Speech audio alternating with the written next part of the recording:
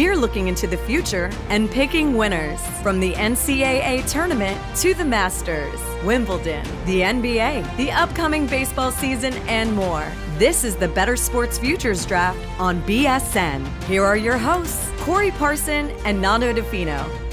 All right, what's up? Welcome to Betting the Futures, everybody, here on Bettor Sports Network. Nando Di Fino, Corey Parson, taking you through a very unique draft. Actually, I think a lot of people are going to enjoy this because we're not just going around a horn, picking our favorite futures like a round table. We're actually drafting futures with a unique format, which we'll get to in a second. First, Corey, hello. Hey, Nando, what's going on? Definitely looking forward to the broadcast today. Definitely looking forward to the draft. I think you got a unique situation here to see where some of these guys look at the upcoming year. Last year, this time, if you were a guy that thought the Houston Astros were getting ready to go on a run, that would have been a successful wager. Same thing goes for fans of the Philadelphia Eagles, Kansas City Chiefs, and the Golden State Warriors. So it's going to be interesting to see how the opinions of people change from one year to the next, but definitely looking forward to getting into it and seeing some of these picks. And also looking forward to breaking the picks down. Nando, I may be a little, I don't like that pick. I don't want anybody to take it personally, Nando, but I got to see, if I see it, I got to say it. This is why we're here, for the opinions, for the opinioning. Well, actually, that's a real opining, I believe is a real word. Anyway, well, so here's the format.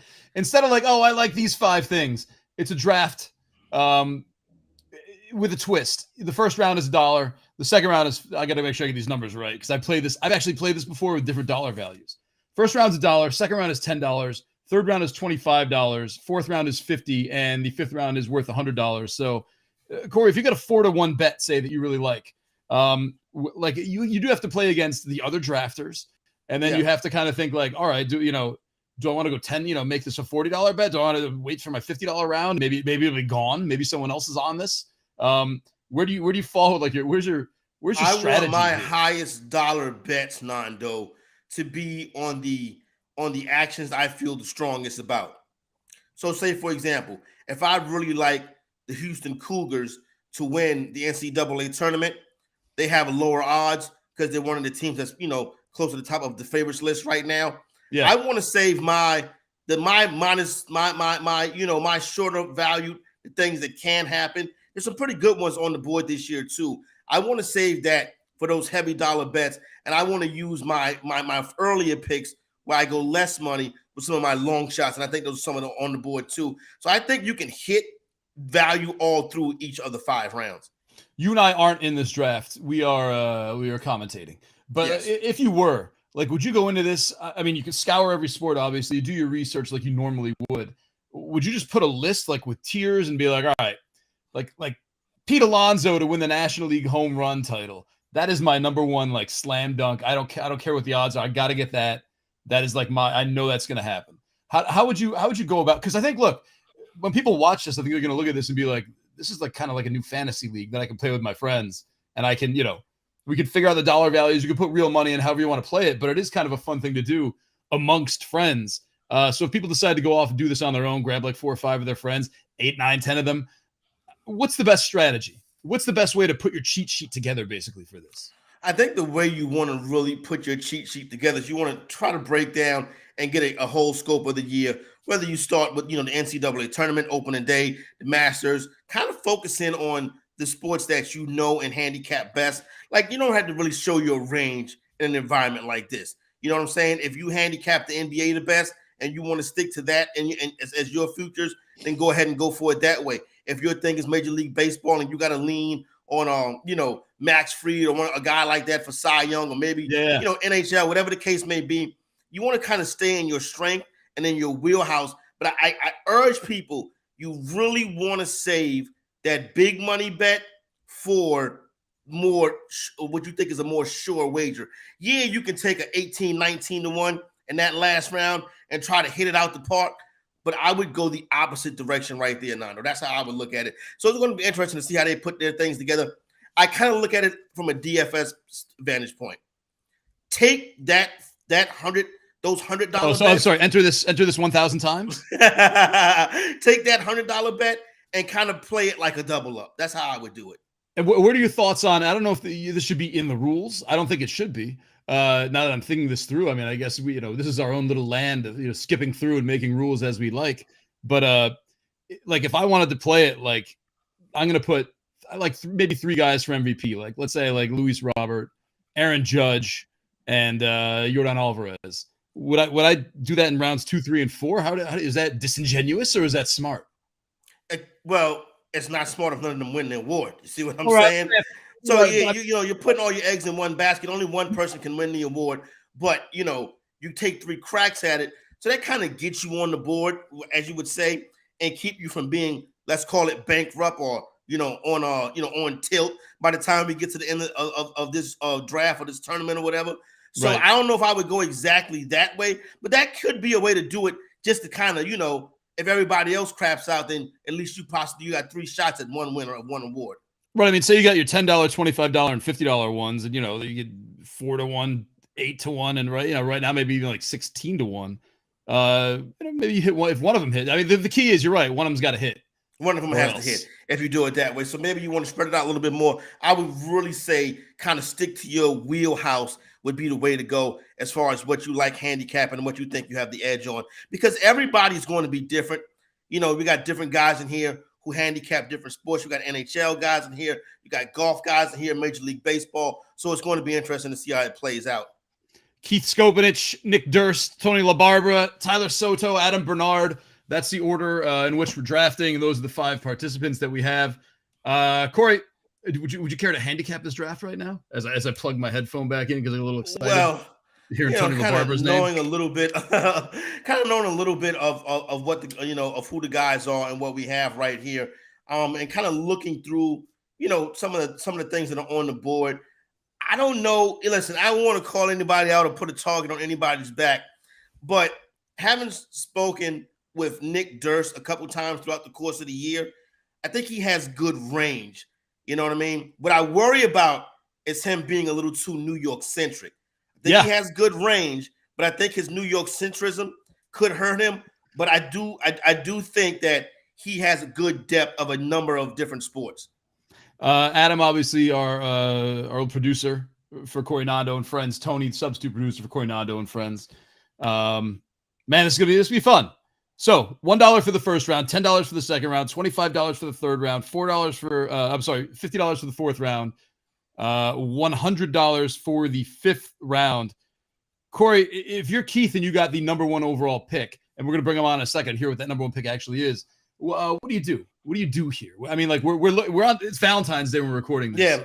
Baseball's still a little bit away. Do you mess with the World Baseball Classic? Do you get something early and easy? This is only $1 bet. I mean, what kind of odds are you looking for? How do you play this out? So this is the $1 bet right here. Right now is where I want to take my long shot. Right now is where I want to take my swing. This area right here, Nando, I'm thinking 10-1 or better. Like if you come in here with a 5 or a 6-1 pick, you could get criticized. This first round, I want to see, let's fire it off. I want to see high dollar bets, high odds, trying to take that single $1 and turn it into a big payday. So that's what I'm looking for in round 1. All right, let's bring Keith in. Keith, welcome to the draft. Glad you're here. We're all hey guys, excited. Thanks for having me. How you doing, man? What's going on? What's up, Keith? I'm doing great. I'm really excited about this because the $1 bet I think is the most fun bet you could have. Yes. There's no pressure on this. So I went really wide with my pick. Are you guys ready for me to reveal it or? Yeah, go right ahead, man. Let's pull up the draft board. Right. Keith, make your pick. All right. So I'm going Bryce Harper MVP on $1, 8,000 odds. And I think the reason I think this has a shot to win is because he is a former MVP. He's a great player. He's coming back from a UCL injury. He's going to come back in the middle of the season. And if he comes and he rakes, there's going to be no other story about the Phillies going into the playoffs and taking charge. It's not a lock. It's far from a lock, but it's probably a really exciting bet to watch. I think I'll have a lot of fun playing it later this season. Corey, I think this fits your criteria. I would quote unquote ballsy. Yeah. Yeah, no, I like it. I think it's a fun bet. I think what you want to do is definitely you want to shop around and get the best odds that you can, right? Because I think you could probably get this for a little bit better than 8-1. Matter of fact, I'm sure you can. But I like the strategy, taking a player who, Nando, the most important thing, he's been there before. He's done it before. He's won this award previously. So he's won this award previously. He's coming as a good number. So listen, I like it. I think it's one of the better $1 bets that you can have going into this season. Did you go ahead? Go ahead, Keith. I was just going to say I've definitely done worse things with $1. Is this? This reminds me a little bit, Corey and Keith. Brock Purdy. We just got Brock Purdy had that late season surge. Could entered the Rookie of the Year category a little bit late. This is kind of like the same kind of idea. Like if you're going to make an impact, obviously he didn't win, but if you're going to make an impact, like Bryce Harper's the kind of guy who's going to make that impact. The injury makes the odds longer. You know what I'm saying? Yeah. So you're really taking the injury, which is a negative thing, and using it for an advantage because that makes the odds longer on a player who has the talent to clearly win the award. And maybe he shows up earlier. Oh, then look at that. Put it like this, Nando. This is how you kind of want to judge or grade the wager. If it starts out the season at 12-1, by the time you're at the All-Star break, if it's 3-1, 4-1 in that range, you're going in the right direction. All right, Keith. We like it. We love it. Great. Excellent. Yeah, I'd say excellent pick.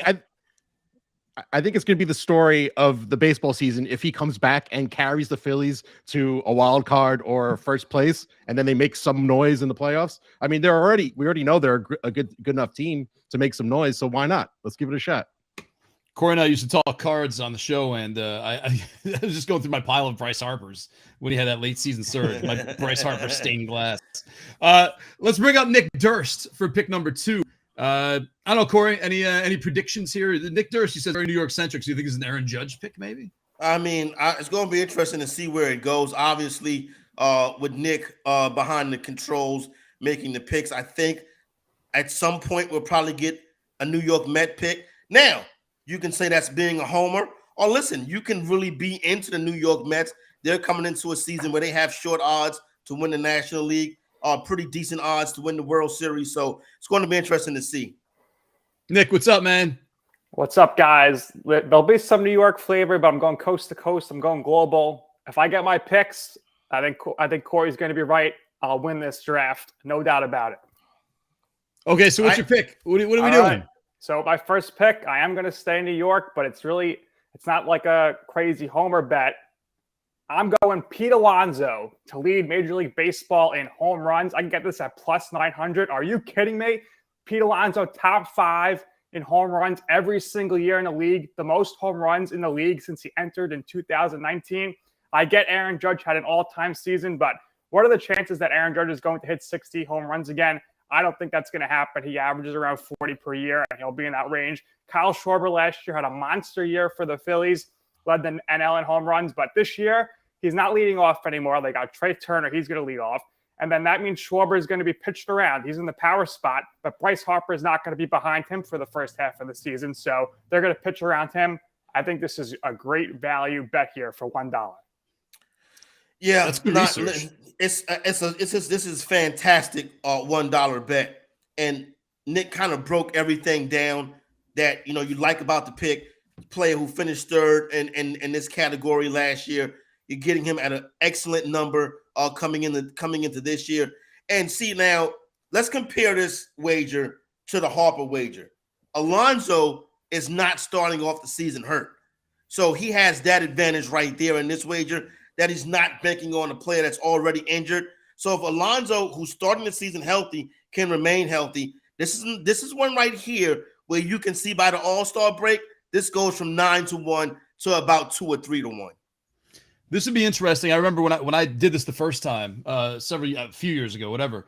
I had picked Alonso to win the National League home run title. I was just trying to pull up the futures. It's not up yet, at least not on DraftKings in my quick check. But Nick, would you be at all tempted, like later on, to double down and do Pete Alonso to lead the National League in home runs? Like it's so. I mean, it's probably not great odds because absolutely. I mean, if you think he's going to win for the whole league, then you have to double down with the NL. I think what I would be more tempted to kind of double down with here would maybe be Alonso for NL MVP. He led the league in RBIs last year. It's a long shot. For some reason, he doesn't really get too much credit. He hits pretty average. 270 is a pretty good average, but with Goldschmidt and Arenado and Freeman, his defense kind of gets pushed down. So that's kind of where I maybe would double down more. But yeah, I went overall MLB here because it's a longer shot, and for $1, let's make that money stretch. All right, nice. A couple nice picks early on. Tony LaBarber's got the third pick. So far, we got a couple National League MLB picks. Remember, this is a draft open up to basically anything. Yeah. Tony. Well, Tony's coming up in a second. Tony will be up here in 1 second. Tony, what's happening, man? What's up, fellas? Tony, are you gonna triple this up with a MLB bet, or what direction are we going in right now? No, I'm going to throw it over to the NBA, and I am going to go with Ja Morant to win the MVP at plus 4,500 odds. I'm just going to turn my microphone off and take these off and let Corey go ahead. Go ahead. Now, listen, everybody knows I'm big Ja Morant fan, big Ja Morant supporter. Obviously, Morant, he has some things in his favor as far as, the team he plays for, the Memphis Grizzlies, could finish the season as a top seed in the Western Conference. If he does that, you'll see those odds come down. The talent, the way he scores the basketball, he's clearly the man on the Memphis Grizzlies, who are clearly one of the better teams in the Western Conference right now. Now, here's the thing. I think Morant has an MVP in his future. I don't believe this is an MVP season for Morant. Now, if I'm going to take a shot in the first round, it's going to be the time to take the shot. You take that $1 bet, you put it on Morant to win the MVP. Now, you're dealing with Jokic, you're dealing with Embiid, you're dealing with Giannis. You never know. Jason Tatum gets hot again. Now, for the throw bet LeBron in there, hit, narrative man, right? LeBron for the narrative. Now, for the bet to hit, Morant is going to have to be very good down the stretch of the season. The Grizzlies getting that 1 seed helps him, but I think it's a tough wager to hit. But I do like the pick. So part of my Ja reasoning Morant with that is going to be the NBA MVP fatigue with Jokic. So that's kind of with the Joker. That's kind of my thought behind throwing it out there. It's only $1, getting that value out there. And then we've had the Joker win it the past 2 years, Giannis 2 years in a row before that. So you go down the board and throw a little bit. Ja's averaging career highs in points, rebounds, and assists this year. So make a little run towards the end of the season. You never know. Yeah, Corey, that kind of happened actually with it is my belief that there was Shohei Ohtani fatigue in baseball. I mean, Aaron Judge won the MVP, but he doesn't pitch. You know what I mean? Like at an elite level. I don't know. That could be. I don't know if that works for the NBA side. Baseball writers seem a little more haughty than the NBA ones. But. Well, here's the thing: Embiid can get hurt, Jokic can get hurt, and what we've seen in the NBA is that award can change in the second half of the season, as fatigue and injuries come on. The fatigue of the voters. I think, though, when it comes to the fatigue of the voters, I think it benefits somebody else. I don't want to say no names. I don't want to editorialize. The pick could still be on the board. So I think it benefits someone else more so than it benefits Morant. All right, let's see what happens. Let's go to Tyler Soto next with the 4th pick in our futures draft. A couple baseballs, 1 NBA. Tyler Soto, what's up, man? What's up, guys? How you guys doing? First off, left hand up for the Commanders. Sad season. Hope they rebound. I hope you're not going there. No. Not going there. But I will say, we are going to go back to baseball with my pick. It's going to be MLB centric. All right. Let's have it. All right. So my first pick for $1, the Atlanta Braves to win the World Series at plus 1,000. My thinking with this is that everybody's going to pick the Astros, so there's that. But then you look at the National League, I don't fully trust the Mets yet. I don't think the Dodgers did enough in the offseason to basically get back to the World Series. So those are the only 2 National League teams ahead of them. And then the American League teams, like I said, the Astros. Then you have the Yankees ahead of them, and I just don't see that happening either. The Braves and the Astros played in the World Series 2 years ago, and the Braves gave them all they can handle. And they're always like that pesky little thorn in your side. So I think they do it again. The Braves are, despite the longish odds, Corey, they are the 5th favorite. Astros, Yankees, Mets, Dodgers, Braves. We know, Yankees and Dodgers get thrown in there just because of the Yankees and Dodgers. Or at least that's how it used to be in the Vegas days. It's interesting, man. This is my own fault, and I probably shouldn't admit it on a program like this, but like I haven't really checked in on the Mike Soroka status. See where he's at. A lot could hinge on Mike Soroka, really. I mean, his terrible injury history.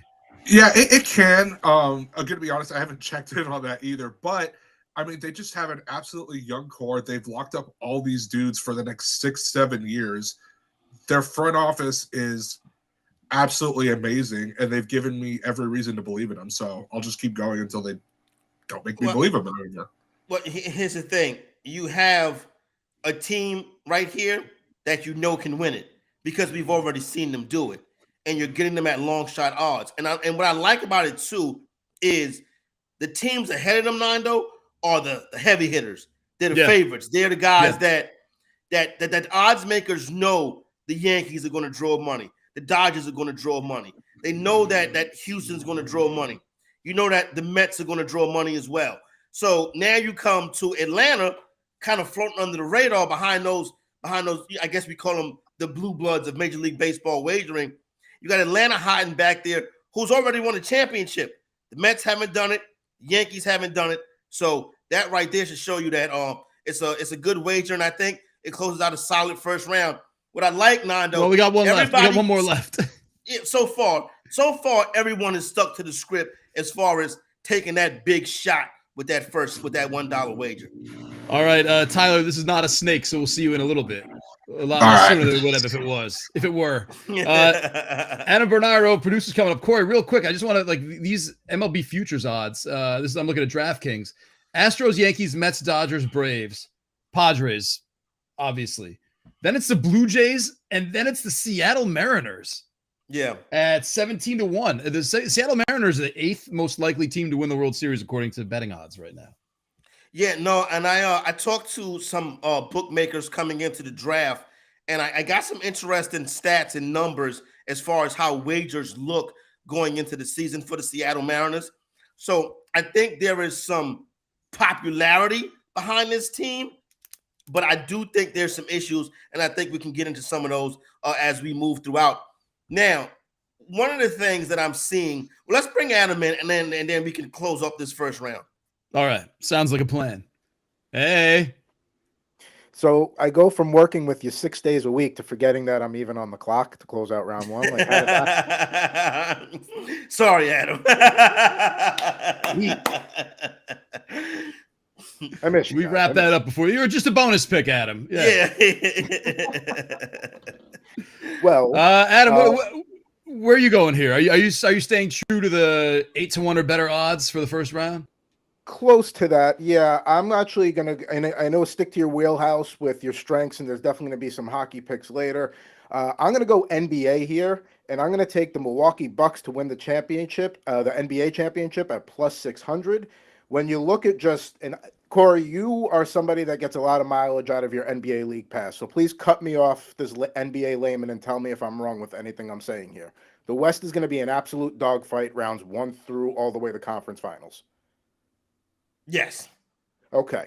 In the East, there legitimately is 3 teams that could win it. Cleveland is more likely to be in the mix next year. It's Boston, Milwaukee, or Philadelphia out of the East. And I would say that Philadelphia is not really in the mix because of their head coaching situation. So, no. So, what the Bucks, I like to, well, here's the deal. Let me break it down like this. What the Bucks give you is good hedge equity because I think we can say that the Bucks will at least be in the Eastern Conference Finals. And then you can start to wager against it, whether it's Boston and even on into the next round. You got a team that's won the championship already. What I don't like, though, Adam, I'll be honest with you, I don't like the 6-1 odds. I think if you wanted to take a shot on somebody in the East to possibly make and win the finals, I would have tried to look for a little bit longer odds, or I would have saved this wager until the second or third round. It's probably the way I would have gone to get a little bit more bang for your buck. That's how I would have played it. That would be my only criticism of the selection. Yeah, stick to hockey, man. Not saying that. We'll come back to that. No, you know what? I trust me. Adam is going to be very competitive in this one. I know that for a fact. So I've just been prop Super Bowl prop challenge for what it's worth. So All right, there you go. This is not the place to brag. This is futures, not backwards. I've been told this is a snake. So here's what we're going to do. We're going to break to have a nice clean end of the first round. We're going to come back. Adam's going to be – sorry, Keith. We'll talk to you like a half hour. But we're going to come right back to our snake futures draft. Adam's going to rejoin with what I assume will be a hockey bet, as he foreshadowed. Corey Parson, Nando Di Fino. We'll be back. Break. See you in a minute. Bettor Sports Network. Collectible moments. Everybody up here at U.S. Cellular. Sox 5 runs, 6 hits. The 2-1 to Bartlett. Swing, chop to short. Ramirez has it, throws. Bartlett picks a perfect game. His second no-hitter. People going crazy here at U.S. Cellular. He's mobbed by his teammates. A perfecto. Now there's a steal by Bird. Underneath the DJ, lays it in. Right up, 1 second left. What a play by Bird. Bird stole the impounding pass. Laid it up to DJ. DJ laid it up and in. And Boston has a 1-point lead with 1 second left. Out of the I formation on first down. Peterson to carry, looking for running room on the right side, has it to the 25, across the 30, across the 35, and out of bounds at the 40-yard line. Adrian Peterson has just gone over 2,000 yards for the season, the 7th man in NFL history to cross the 2,000-yard mark. Well, a thundering ovation for number 66, Mario Lemieux. Just the emotion I'm sure Mario is feeling in this place. You don't appreciate something until it's gone, and it's so great to have Mario back. Yager turns around. Over to Lemieux. Mario Lemieux, his first goal in his comeback here tonight at the Mellon Arena. And the Penguins lead 3-0, and he is smiling like a butcher's dog. Mario Lemieux. Oh, the band is out on the field. He's going to go into the end zone. The Bears have scored, but the Bands are out on the field. Pearson moves in front of the STP Dodge. Petty comes back to the inside. They almost touch as they move down low in the banking. They're going to be side by side as they exit the bank and head for the finish line. Richard Petty goes back in front. They both spin. They're in the wall. Petty is sliding, slamming into the wall. He's coming down toward the finish line. Will he make it? Pearson is still running. The winner is car number 21. An amazing finish. Richard Petty's car demolished in the front end, as well as car number 21. An unbelievable finish, a terrible crash. David Pearson has won the Daytona 500. Leitner catches, comes down, dribbles, shoots, scores! Christian Leitner has hit the bucket at the buzzer! Pitched by Downing, swinging, there's a drive into left center field. That ball is going to be out of here. It's gone. It's 7-15. There's a new home run champion of all time, and it's Henry Aaron. The most valuable player is Magic Johnson. 42 points, 15 rebounds, and 7 assists. He starts at center, plays forward and guard, and leads the Los Angeles Lakers to a world championship 123-107 over Philadelphia. Whether you collect sports memorabilia, fantasy championships, or winning bet slips, talk about it on Bettor Sports Network. This is the Bettor Sports Futures Draft on Bettor Sports Network. Swing and a drive, left field. It's deep. It's going. Yes. And it is gone. Yes. It is bedlam at the bank as Bryce Harper has put the Phillies on top. Alonso cracks one to deep left field. Encarnacion looks off and it's out of here. Pete Alonso goes deep. Morant against McConnell. Pick and roll. Morant. Oh! My word. Holy cow! Driven to right field, out there towards the corner. That is a fair ball home run! A 3-run homer by Eddie Rosario. Now back to your hosts, Corey Parson and Nando Di Fino. Thanks to MLB and NBA TV for those clips. Corey Parson, before we start the second round, let's recap the first real quick. We got Bryce Harper for MVP, despite playing maybe half a season, maybe a little more. Pete Alonso to lead the league in home runs. Ja Morant MVP, the Braves to win the World Series, and the Milwaukee Bucks to take it all in the NBA. Thoughts? Yeah, great start. Great start to the draft. I think we definitely see everybody kind of stay within the spirit of the draft. I think the Pete Alonso pick was the best pick of this round, followed by the Bryce Harper pick. So I think we're off to a good start. So far, those are the two I like the best. But Good start so far. A lot of baseball, so it's going to be interesting to see what we get coming up. Because parity on a lot of these sports, but when you look at some of these player awards, I think it's interesting as well. So I think we're off to a good start. Yeah, I'm excited to see some. I want to see how obscure we can get here too. These are just futures of anything. You go through a sports book, and there's a lot. You could do darts if you want. You can mess around with cricket if you'd like.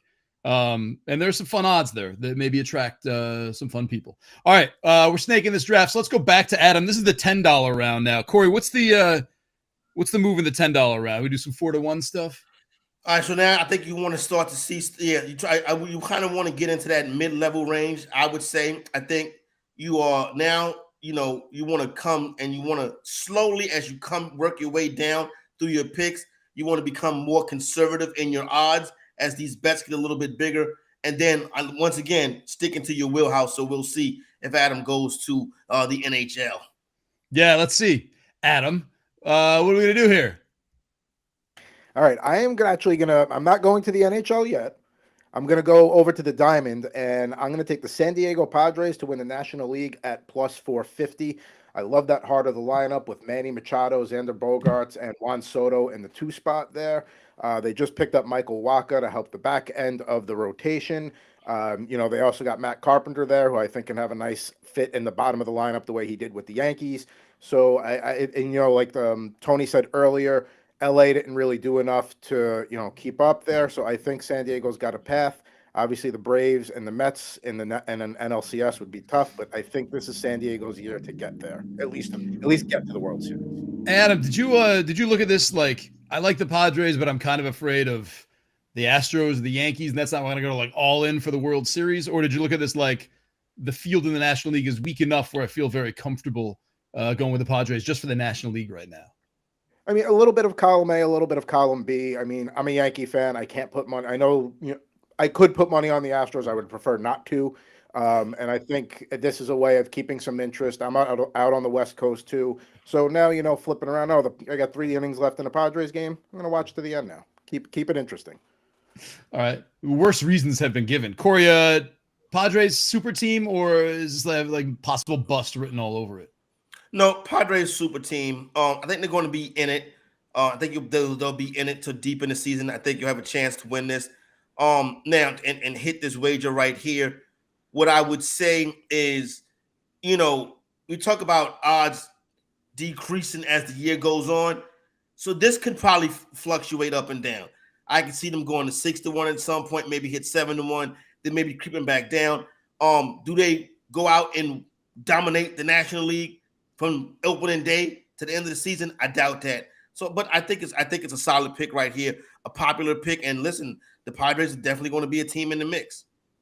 I could see them going like 18-2 to start the season, and this being something like maybe you want to like consider selling on prop swap. You know what I mean? Like this could be like negative by the time May hits. Possibly. All right, cool. Thanks, Adam. Let's go to Tyler, who had the Braves very much at odds with Adam's picks. The Braves to win the World Series. Tyler, aka Heavy T, here in our back end. Okay, Braves to win the World Series. Corey, what do you do? Does that play into your second pick at all? Or you're just like, let's screw it, man. Let me just give you my top 5. Well, obviously, stay away from baseball. What do you do? Well, I think you can come back to baseball, but you already have a World Series pick. So if you're going to go to baseball, you're probably going to go to the player award market, or maybe you shoot back around and you come into a single league, National or American League, and that's where you can get some of your shorter odds to come down off that swing. So it's going to be interesting to see what he does here. But see, here's the thing with baseball, right? Yeah. Is if the Final Four is the Mets, the Padres, the Yankees, and the Astros, would you be surprised? So in baseball, what you're doing is you're taking swings, and I get it, but you're also in a sport where you can already have a predetermined Final Four. All right, let's bring him in, man. Tyler Soto. What are you gonna follow up your Atlanta Braves with? Welcome back. Yeah, thanks. So I'm actually gonna go. I believe this will be the first football pick in the draft. So I am going to go Ohio State to win the championship at plus 750.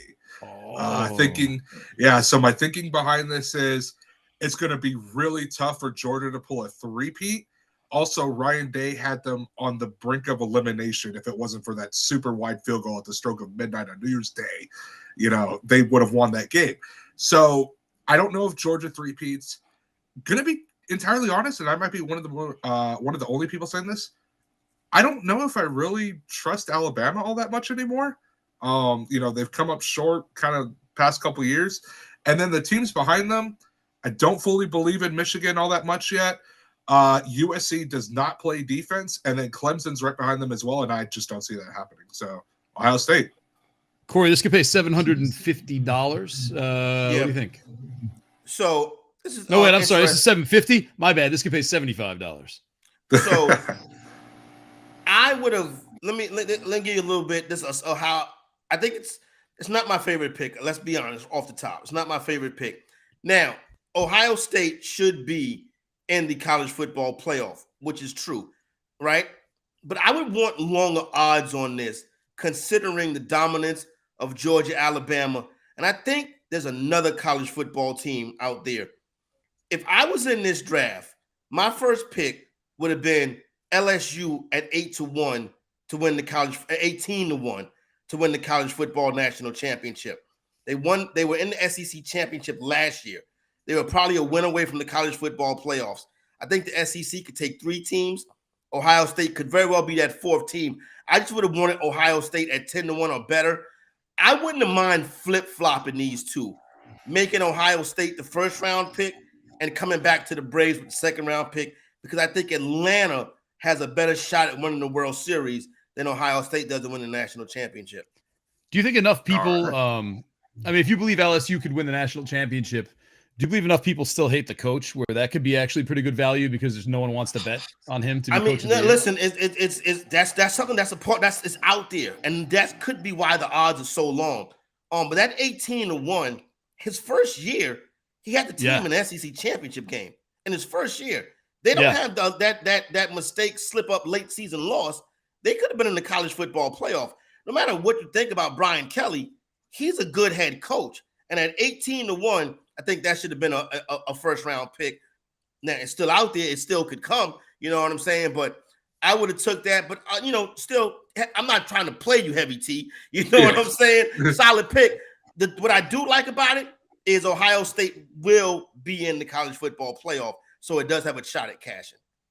All right, well, come back to me next January. We'll talk. All right. Yeah, no, and then that's where exactly. Thank you. And then you had the receipts for me. All right, man. Let's move along to Tony LaBarbera, famously like John Morant to win the MVP award, kissing up to host Corey Parson with his $1 pick. Tony, what are you going to do with your second round pick here? Hey, Tony, what's your sport? What's your area of expertise?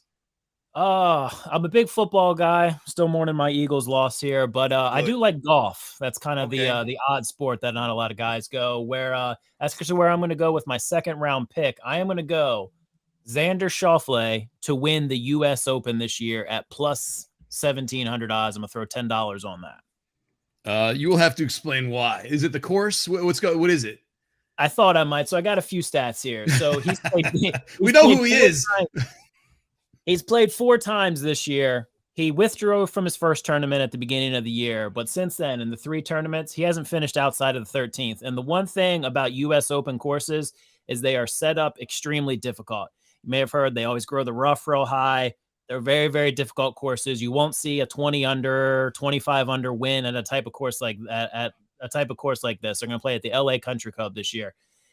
That'll be even par, maybe a couple under par. Maybe even a couple over par with how they'll have the course set up. And that is his specialty. He likes hard courses. He really succeeds and thrives at hard courses. And that's his one thing. Also, at U.S. Opens, he's played 5 times in the U.S. Open. He's finished in the top 6, 4 of them. So he's kind of that guy right now who's labeled the best player to never win a major. So I think he breaks that this year. Hey, Tony, we have a golf. Oh, by the way, Corey used to host a golf. Actually, Corey, you go ahead. Corey used to host a golf show. So yeah. No, listen, I think this is a good shot right here too, because it does seem like he's getting ready to break through. And the U.S. Open, as Tony mentioned, has been a tournament that he has performed well at. I think the number is a good number with 17 to at 17-1. Now, my thing is this though, he's never done it before, right? So even though he's getting close, he's never done it before. As a matter of fact, has he ever won a major? No majors, but he has won. He does have an Olympic gold medal in 2020. Right. Okay. That's something that the golf world we're building up. But he does have that pressure of being in the final round, playing some of the top guys against the world. So that would be his closest thing as of right now. Corey, a bit of a negative Nancy in the second round so far. No, I'm saying no. I know. I'm joking. He's never won a major. Let me ask you. No better time than the present. If this bet does not cash, why? Who is going to be the person to stop him? I mean, John Robb's on a tear right now. Scotty Scheffler is on a tear right now. Even Rory McIlroy has a lot of form right now. So those top guys, the tour did something this past year to kind of combat the live golf stuff. If you guys have heard about the headlines with that in the past year, they have these things called elevated tour events. They have, I think, 14 of them, 12 of them this year, where a lot more of the top guys are playing in events than they have in the past. So a lot more guys, guys in the top 10, top 20, where they would skip a lot of these early season events.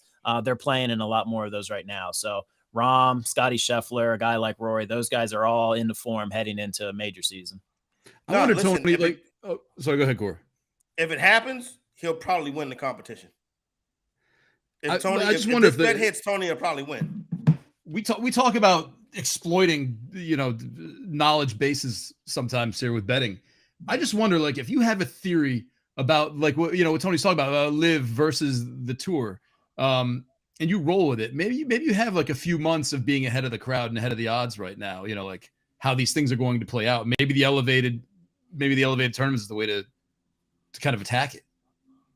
I don't know. Anyway, you know me, Johnny Golf. All right, thanks, Tony. Let's see it a little bit. Tony at the wheel in the middle of the round here. Let's go to Nick Durst with his $10 bet. Nick took Pete Alonso to win the home run title in his first $1 round. Nick, what's up, man? Well, I want to thank Corey for saying that I had the best pick of the first round. I tend to agree, obviously. Let's see. We'll see here in the second round. I'm going right up your alley, guys. And this is where it comes into knowing your competition. I got to make this pick before we get back around to Adam. I'm going with the NHL, and I got to take the Boston Bruins to win the Stanley Cup at plus 450. Here's the reason why, guys. Best team in the NHL this season with over 80 points. No other team has 80 points on the season. They only have 8 losses this season. We're already well past the All-Star break here by a week or two. They've scored the most goals this season in the league. They've given up the least amount of goals this season in the league. They're the favorites right now in the NHL to win, but I'm getting great odds here for a $10 bet. It's better value here than betting on one of the favorites in the NBA or in MLB. So I'm very comfortable here taking this pick here at this time. Yeah, I don't the NHL. I don't know, Corey. Yeah, and listen, I don't want to sound like, you know what I mean? Like, how you do the draft day grades, you know what I'm saying? Like, I don't want to sound like I'm patting my own back because I handicapped this as Nick was going to be an issue. This right here is the best pick so far, right? And you got it. The Bruins to win the Stanley Cup. Nando, this is good enough to be a fifth round pick because this has been flying under the radar. They are running away with the NHL this year. He mentioned the 80 points. They had it in 47 games. It's like this is almost like in a special historic season that the Boston Bruins are having right now. So this is a very good pick right here. I thought to myself when I was handicapping and going through some of the stuff, and I saw this number, and I was like, I would have thought this would have been minus money the way the Bruins are playing right now. So good pick right here, but also good strategy to kind of stay away from Adam with it. You know what I mean? So because it could have been something that hit his board. And you're right, this is better than any NBA future you could have made right here. Yeah, absolutely. And like you said, I was shocked to see plus odds. I thought it was going to be minus, but I'd rather take plus 450 on the favorite in the NHL than say plus 350 on the favorite in MLB, because MLB is a crapshoot. NBA, the same thing. A lot of teams that can win in those two leagues this year. Corey, here's an interesting thing. We now have 5 team futures and 4 player futures. So as we move along to Keith, we were tied right before that. So I wonder, like, this is kind of like going back and forth with team player, team player, team player. Let's see which way Keith goes here at the end of the snake. End of the second round. We'll hit a quick break. We'll come back to we'll hit the end of the we'll come back, recap the second, hit the third with Keith back up. But Keith, what are you gonna do with the partner to this Bryce Harper? Corey, I mean, how much risk can you bake into these picks right now? Like, Bryce Harper is a risky, ballsy pick. Do you have to come back now and be like, this one's gonna be a little more grounded? I think. I would think we would go a little bit more grounded right here, but Keith is approaching the podium, and let's listen. He keeps laughing already, so I don't think. Listen. I'm gonna start off this before I even make my pick. I'm gonna criticize everyone's first round pick.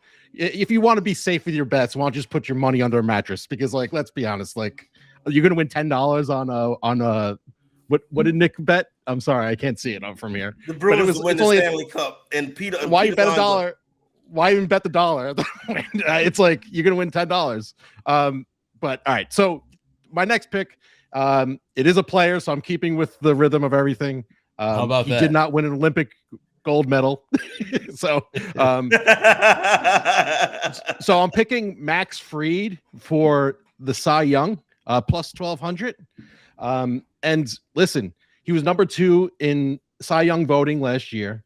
He lost to Sandy Alcantara. The only difference between him and Sandy Alcantara, if you look at their stats, it's the batting average of balls in play. He has a 290 batting average of balls in play, as opposed to Sandy Alcantara, who's 230. I think Sandy Alcantara comes back to earth. I think Max Fried is better than that. The average batting average of balls in play is 300. I think he's going to go back down. He's going to be in contention for that. I'm a Mets fan. I'm a self-loathing Mets fan. Max Scherzer isn't going to win it. Justin Verlander isn't going to win it. So I'm going with Max Fried because, listen, he's got the potential to pull it off. Well, at least you know the 2 Mets won't win it. They'll be hurt. And I see your Jets blinking in the background. But I do think this is a good pick right here. You're getting these 12-1 odds, good odds on a good number. Like you said, finished second last year, finished 5th in 2020. Plays on a team that's going to be relevant deep into the season. I like this pick a lot. I find it interesting that a Mets fan it's almost like, if we didn't know better, you were trying to jinx all the other teams in the division with their Bryce Harper for MVP and Max Fried for Cy Young. Like, yeah, okay. That sounds great. Sounds like a Mets fan. $11 for a World Series, it's worth it. No problem. Fake money. Yeah, this works out well. Yeah, it does. All right, let's take a quick break. We'll come back with the third round. That's a $25 round. We'll kick it back off with Keith. Corey, real quick, any thoughts here so far? Like, have you, like, I got a little grid going, but I haven't really been able to map out who I really like the most yet. I think with the teams 1 and 2, Keith and Nick, I think have both come out strong in these first 2 rounds.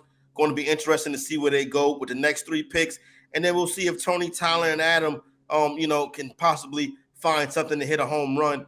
No pun intended.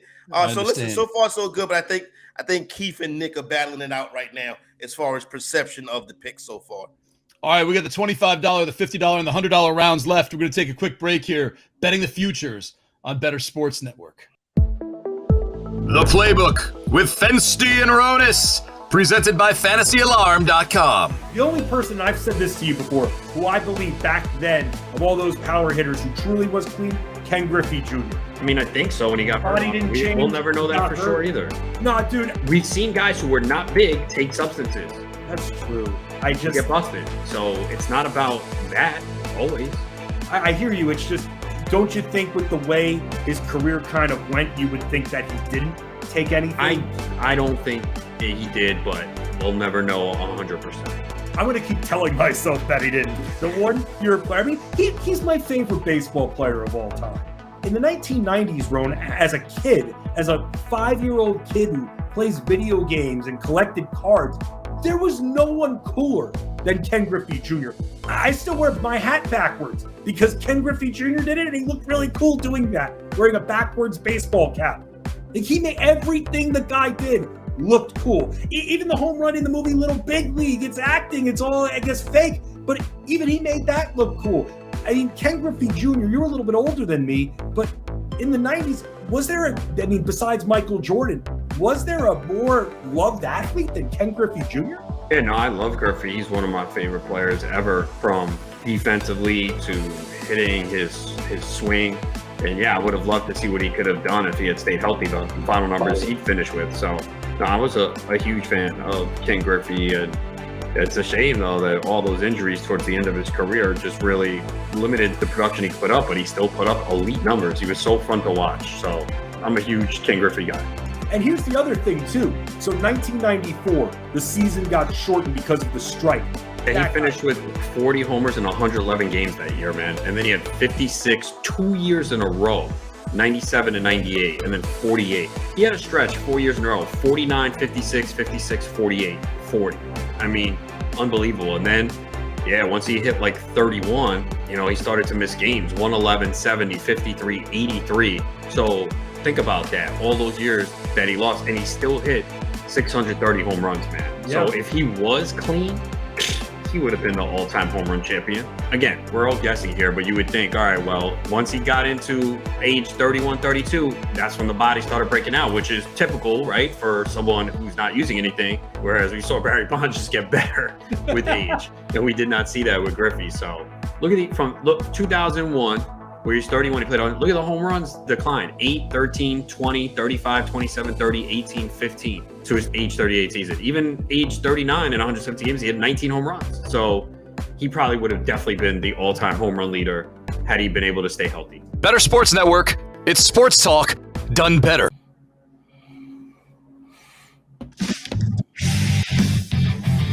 the ball inside Williams. Powering forward, drives the legs and scores for Ohio State. This is the Bettor Sports Futures Draft on Bettor Sports Network. Welcome back, everybody. Bettor Sports Network, betting the futures. Thanks to ESPN, college football for that. NCAA football on ESPN, that is. All right, Corey, we're through two rounds. Let's do it. We got three left, the $25, the $50, the $150 round. Let's go to Keith. Let's bring Keith back in. Keith, what I notice is we're starting to get some Keith and Nick.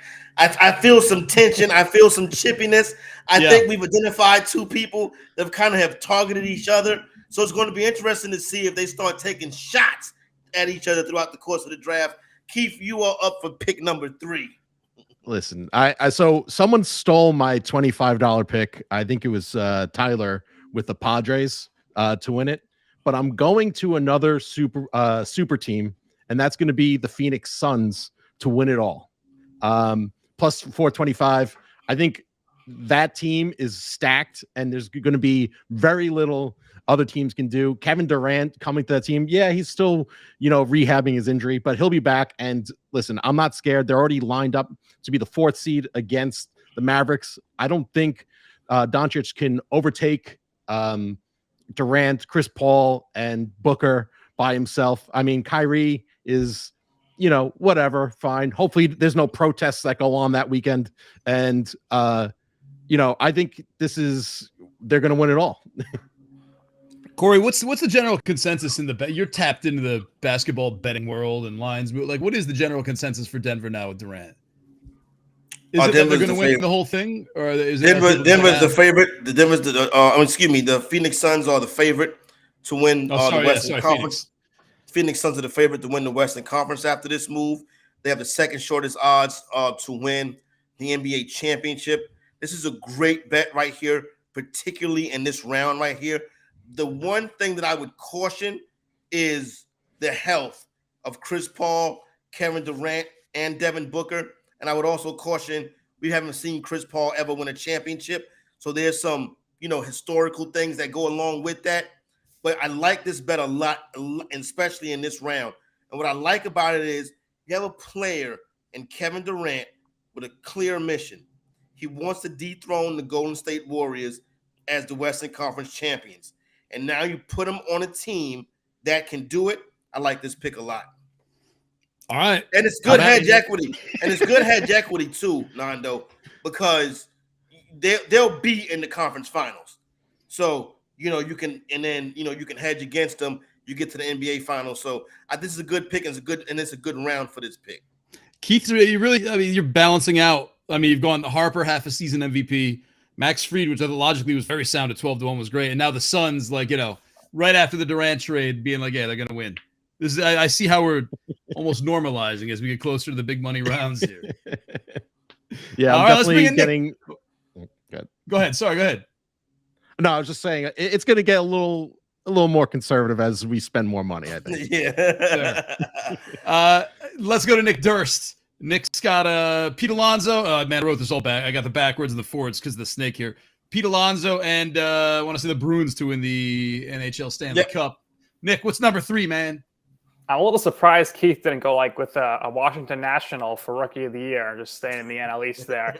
But Keith's coming for me, so I'm going to count out CJ Abrams. Keith's coming for me, so I'm going to counteract his last pick, and I think my pick here will cancel that one out, which will ultimately be the reason why I win this draft. I'm going with the Denver Nuggets to win the Western Conference at plus 325. This is the best team in the Western Conference. They're going to get the 1 seed. You know what I'm saying, Corey? They have the best player in the NBA, the MVP, Nikola Jokic. He deserves a 3-peat. He's the best player in the world right now. And there's a ton of reasons why here. The Warriors, they're actually going to miss Wiseman a little, who could have attempted to guard Jokic. Maybe not too successfully, but at least the big body in there. And you mentioned it a minute ago here. What Durant, Devin Booker, Chris Paul, what they do best in the playoffs is they get hurt. They're going to be hurt. No doubt about it. Happened last year. These guys, none of them have played over 40 games this season. The most is Durant at 39. The same can be said about Kawhi Leonard and Paul George. They're going to get hurt as well. They always do. The Lakers, they won't even make the playoffs. And if they do, Anthony Davis, he'll get hurt too. So a lot of injuries there. It's an easy path for the Nuggets to the finals, I think. When push comes to shove, Kyrie Irving is going to do what he does best, and that is implode the team somehow. So for my money here, I think there's some good odds here for a $25 bet. Listen, this is a solid wager right here. Now, I would put Phoenix and Dallas in the Western Conference Finals, right? I think the Nuggets are the odd team out. You mentioned the injuries. Nobody gets more hurt than Michael Porter Jr., but obviously Jamal Murray and Jokic are the big players right here.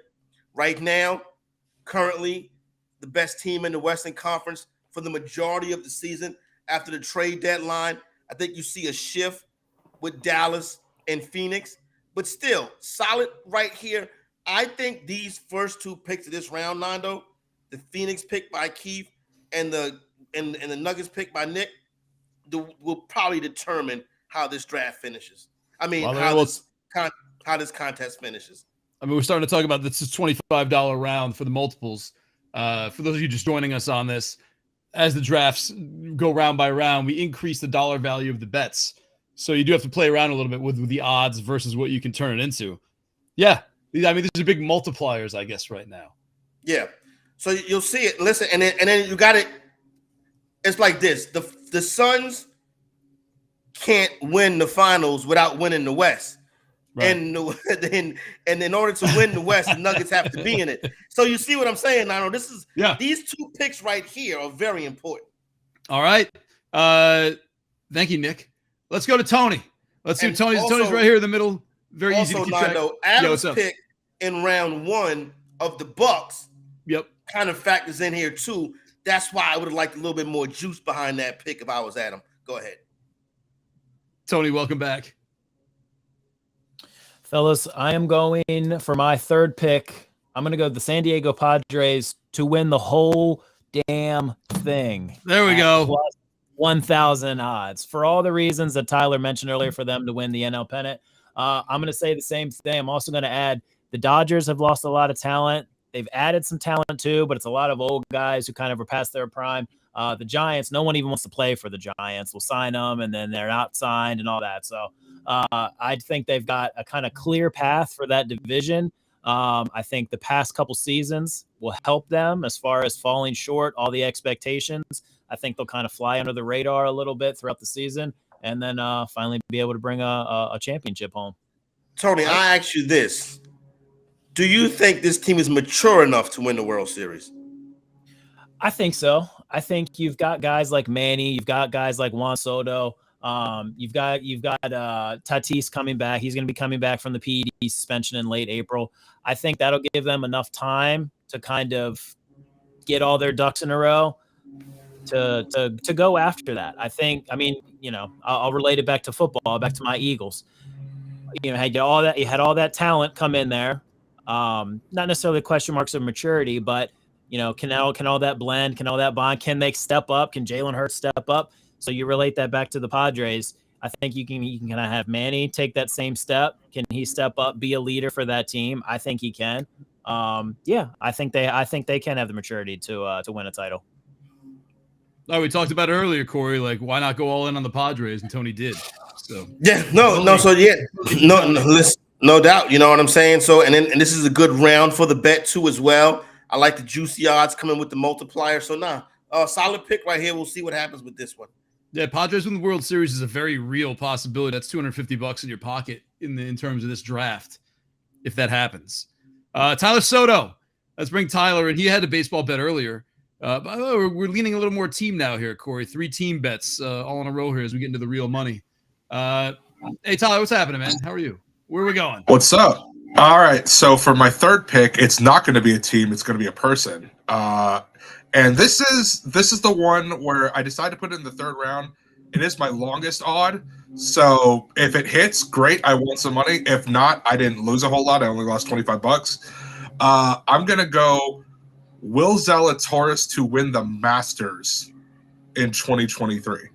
My thinking behind this is, number one, he always seems like he's streaky, but at the same time, when he plays really well, he plays really well. And the other thinking behind this is he's only played the Masters twice, but in both those times, he finished in the top 6. The first time he did it, he finished second. So I feel like at this point, it's only a matter of time. He's kind of due for it. So I think it's going to happen. Corey, who has a better golf argument here? This one right here, it's got some legs. And then it's at 19-1. This guy's going to win a major. You know what I'm saying? And he's probably going to do so shortly. Won the St. Jude's championship last year. 3 runner-up finishes in major championships. 19-1 to win the Masters. I like it. I like it in this round too. This is a difference-making pick right here. And I think it has a better shot at 19-1. Let's put it like this. That Sunday morning, the last round of the Masters, this won't be 19-1. Yeah, that's what I was thinking too. I kind of like this when you put it against Xander Schauffele in winning the U.S. Open, because you're talking about a guy playing the Masters on the same course those 2 times. It's going to be a 3rd time on the course. Whereas Xander Schauffele is playing in a style. You're looking more like, all right, this is a different country club every time. We're talking about the U.S. Open, and it plays to his strengths, I guess. 2 very different golf future bets that logically are sound, I would say. This is pretty interesting. I wonder if this one right here can do it. At, you know what I'm saying? You $25, you hit this one right here, then it could make up for the Ohio State mistake. Oh, geez, come on, man. Let's bring it at him. I had to leave him with a little parting shot. You know what I'm saying, Nando? I think he understands that. Yeah, I got it. Adam, welcome back. What's happening? What do you do for 45 minutes that you're not on air? Just kind of hang out?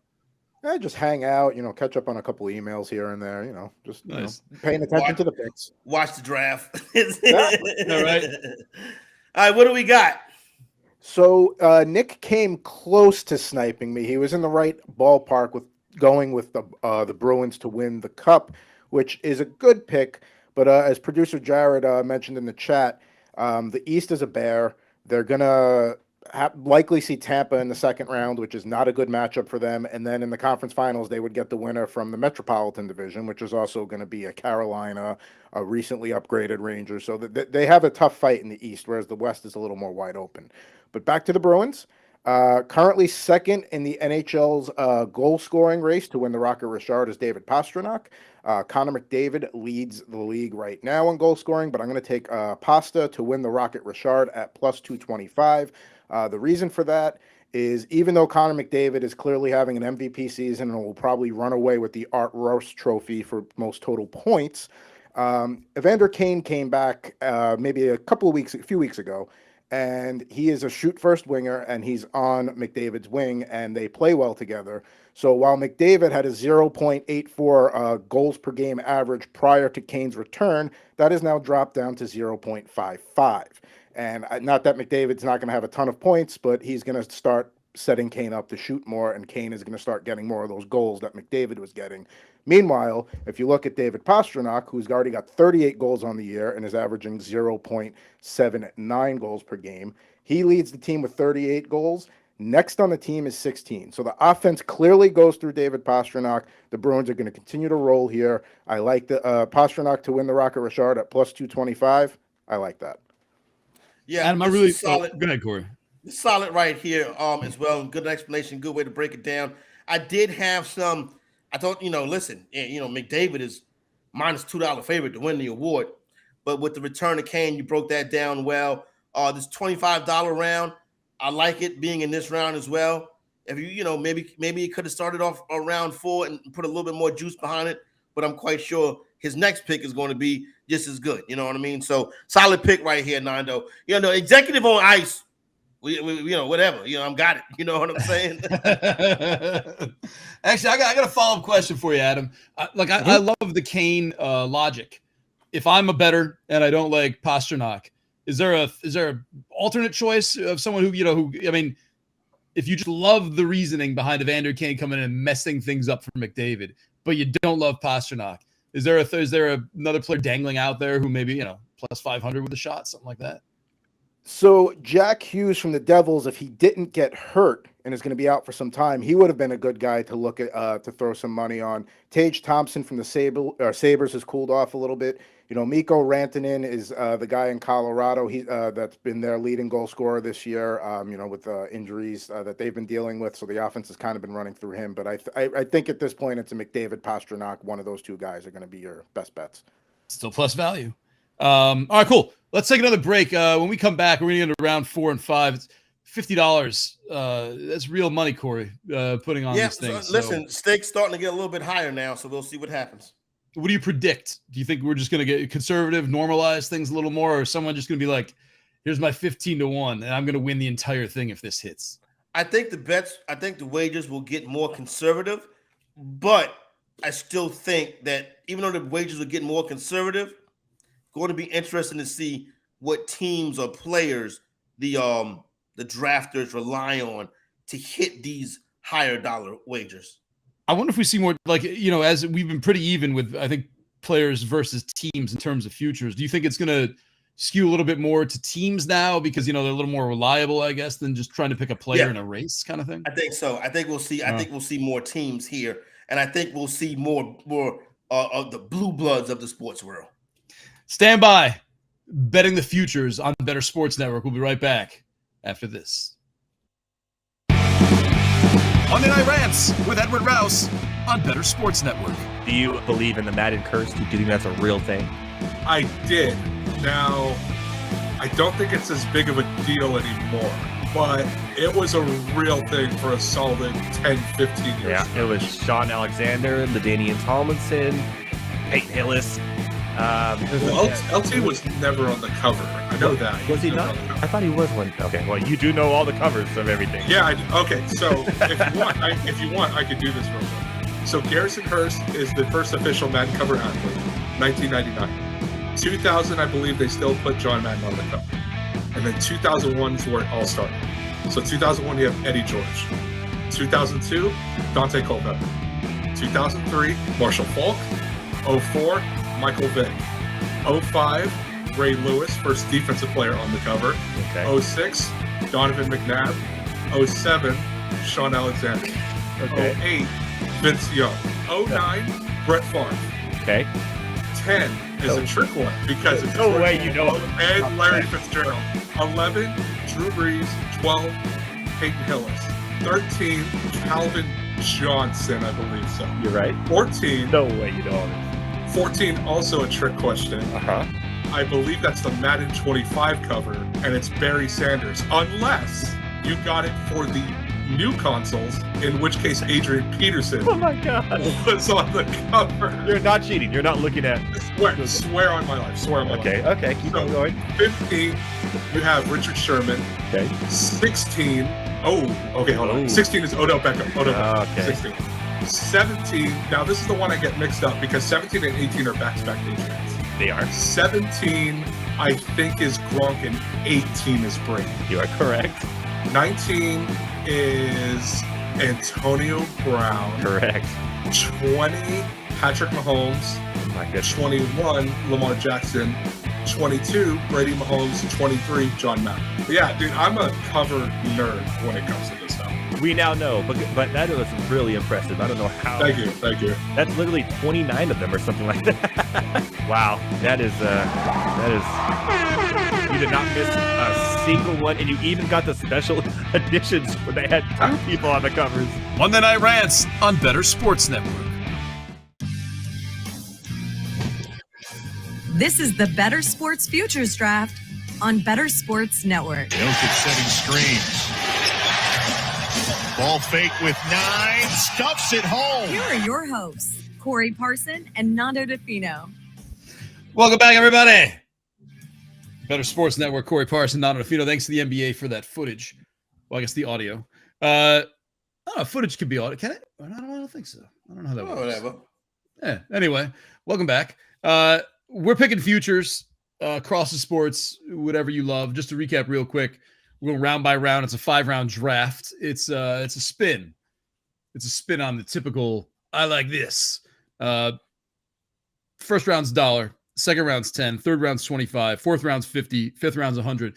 Corey, before we jump back in with Adam, do you feel like maybe the first round, like maybe they should have like the first round should also be like 25. Maybe the first round should also be 100. God, it's, to me, like, what's 8-1 betting $1 on it? You know what I mean? Or maybe the first round should be like a parlay, or have everyone build a parlay or something to make it more than like $8. Oh, maybe you can have each contestant assign their dollar value to the bet themselves, as opposed to placing it in a round. That is a way that you can go about it as well. But yeah, you definitely in that dollar round want to take some big shots, and we saw that with Alonzo in the Alonzo pick and the Harper pick and the Morant. I don't think Alonzo's that much of a shot. Alonzo's a beast. Aaron Judge always gets hurt. But it's 9-1, right? So you know that's a very good $1 bet. Yeah, you would want longer odds, but at 9-1, I'm fine with that.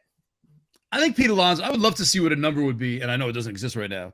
Pete Alonso, member of the 500 home run club, when all the dust settles on his career. I wonder what would you put that at? 33-1? Nah, that's probably too high. I mean, you're talking about longevity now. You're taking that into consideration. So he's that's a pretty healthy guy. He's a fairly healthy guy, man.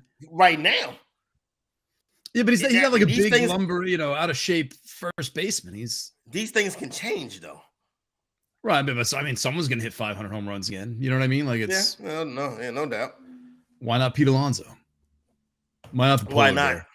Yeah. All right. Anyway, let's bring Adam back. Adam, when he just left us, had done a hockey bet. He's a hockey guy. You stress staying in the wheelhouse. Stick into the wheelhouse. Mm-hmm. Yeah, the stakes are higher. $50 this round, $100 next round per bet. So there's $150 to throw around on 2 bets left for everybody. Adam, what are we doing? Let's go to the podium. I'm going to go back to the NBA here. Nikola Jokic, plus 165 to win the NBA MVP. The last person to do it 3 times in a row was Larry Bird. I think Jokic is just having one of those years that, and I get the whole fatigue argument. When you look back at the history of NBA MVPs, there's a lot of guys that get to 2, but they don't get to 3. I just think, he had his 20th triple-double of the season the other night. He's averaging, 25, 12, and 2, and 10 or something like that. He's got the Nuggets at the top of a very tough Western Conference. I know some teams will close the gap there with Phoenix and Dallas making upgrades, but the Luka argument gets hurt with the addition of Kyrie, and I just think that he's worthy of getting it for the 3rd year in a row. So I'm gonna, like you said, we'll get a little more conservative here, but Jokic at plus 165. So let me ask you this, right? I think you kind of led with the issue. The only other person the last person to do this was Larry Bird. Now you're in rear ear when you're talking 3 straight MVP awards. That is Larry Bird territory right there. I don't think Jokic is Larry Bird territory, but by the same token, if you average a triple-double, how do you not win the award? Exactly. And listen, I understand that Giannis is going to be right there and Jason Tatum's going to be right there too. But at the end of the day, I mean, and maybe he loses a little bit there because he's out playing in the Mountain Time Zone versus those guys playing in the East a lot. But I just think he's having a year worthy of getting it for a third time in a row. He's unbelievable. Well, I guess that bias didn't hurt him the first 2 times, right? So Exactly. all the excuses I think you can make there. The second time, Nando, the back-to-back for Jokic was a lot. But listen, is it time that we just realize that this is one of the best offensive players of all time? That's what it looks like right now. And he does it so easily. I would want more points per game, but it's hard to go against this. So I think let's demand more from a 2-time reigning MVP. Who's averaging a double? Who's averaging a triple-double? Here's what I want to see more of, please. Yeah, it's a good pick right here. I like it. All right, nice. Let's move along to Tyler Soto, who's had some interesting picks, man. He's skipping through all kinds of sports here. We got golf. We got college football. Yeah. Little Major League Baseball, you know what I'm saying? I feel like he has an attitude with the host, you know what I mean? Right. but the last round was one of the best picks of the draft in Zalatoris. So let's see what you got now. All right, so for my $50 pick, it's a little bit of a long shot again, but it's another long shot I fully believe in. And we're going to go to baseball, and I have Aaron Nola winning the NL Cy Young at plus 1,300. He's finished with Cy Young votes in 3 years of his career, 2018, 2020, and 2022. Last year, he did finish 4th. Now, this is interesting because Keith picked Max Fried earlier. Fried finished 2nd. Nola finished 4th. Now, there's a couple guys ahead of him. Alcantara, I don't think he gets it again. I don't think we really see back-to-back Cy Young winners as far as I can remember. Corbin Burns, I don't trust him necessarily in Milwaukee. I don't think Verlander gets it again. I don't think Scherzer gets it again in his career either. So then you have Fried and Aaron Nola. And this is where it gets a little bit interesting because they both pitch in the same division in the NL East. And they both have teammates on that pitching staff that could steal potential votes away from them. For Nola, it's Zach Wheeler, and for Fried, it's Spencer Strider. But I think Nola edges out Fried and wins the Cy Young. Corey, this is if this plays out. This is a play to win right here. I was going to say this is a very real possibility, and 13-1 at $50. I mean, who cares? Like that's just you've basically destroyed everything else. It's like hitting that bottom thing in Angry Birds, where everything just keeps toppling. It's just over. Yeah. That's it, man. Like, yeah, you've completely canceled out every other bet anyone has placed if Nola wins the Cy Young Award. Yeah, which is interesting. And no, it's an interesting strategy. A player award for a pitcher at this dollar amount is tough. What is his? I'm not familiar. What is his health status? Is he going to? How many innings is he going to give? He's pretty good. He get 220 actually in a good year. If he's a guy that can give you 220 innings at 13-1 to win an award that he is placed for as recently as last season and 4 times, I believe is what Tyler said in the past.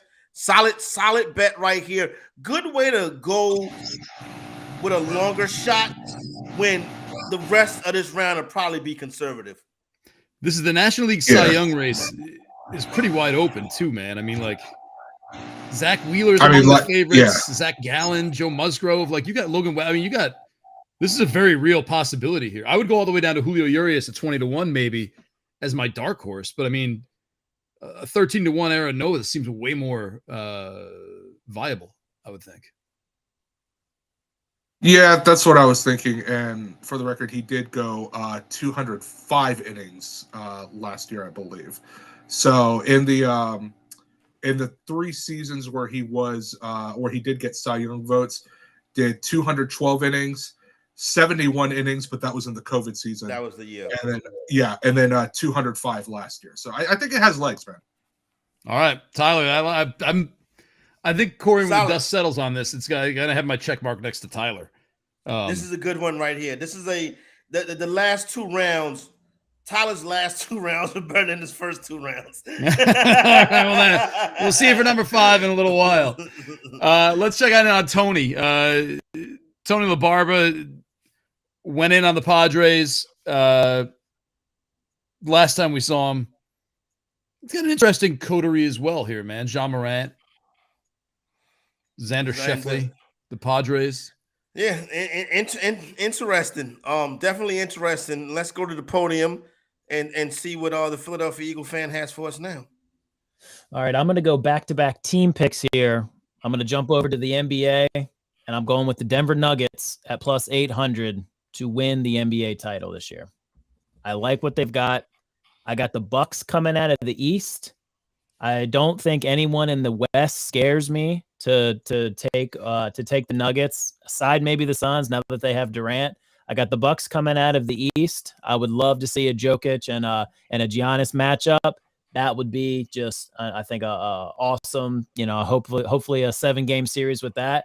But I think the Nuggets just have a better team than the Bucks, so I've got them taking the NBA title. Listen, obviously the Nuggets are a very popular bet. We've seen Jokic, we've seen the Nuggets, and heard this name and this team a couple times. So far, solid round to do it into. You know what I'm saying? You get that multiplier with the $50 bet right here. I worry about how competitive the Western Conference is going to be.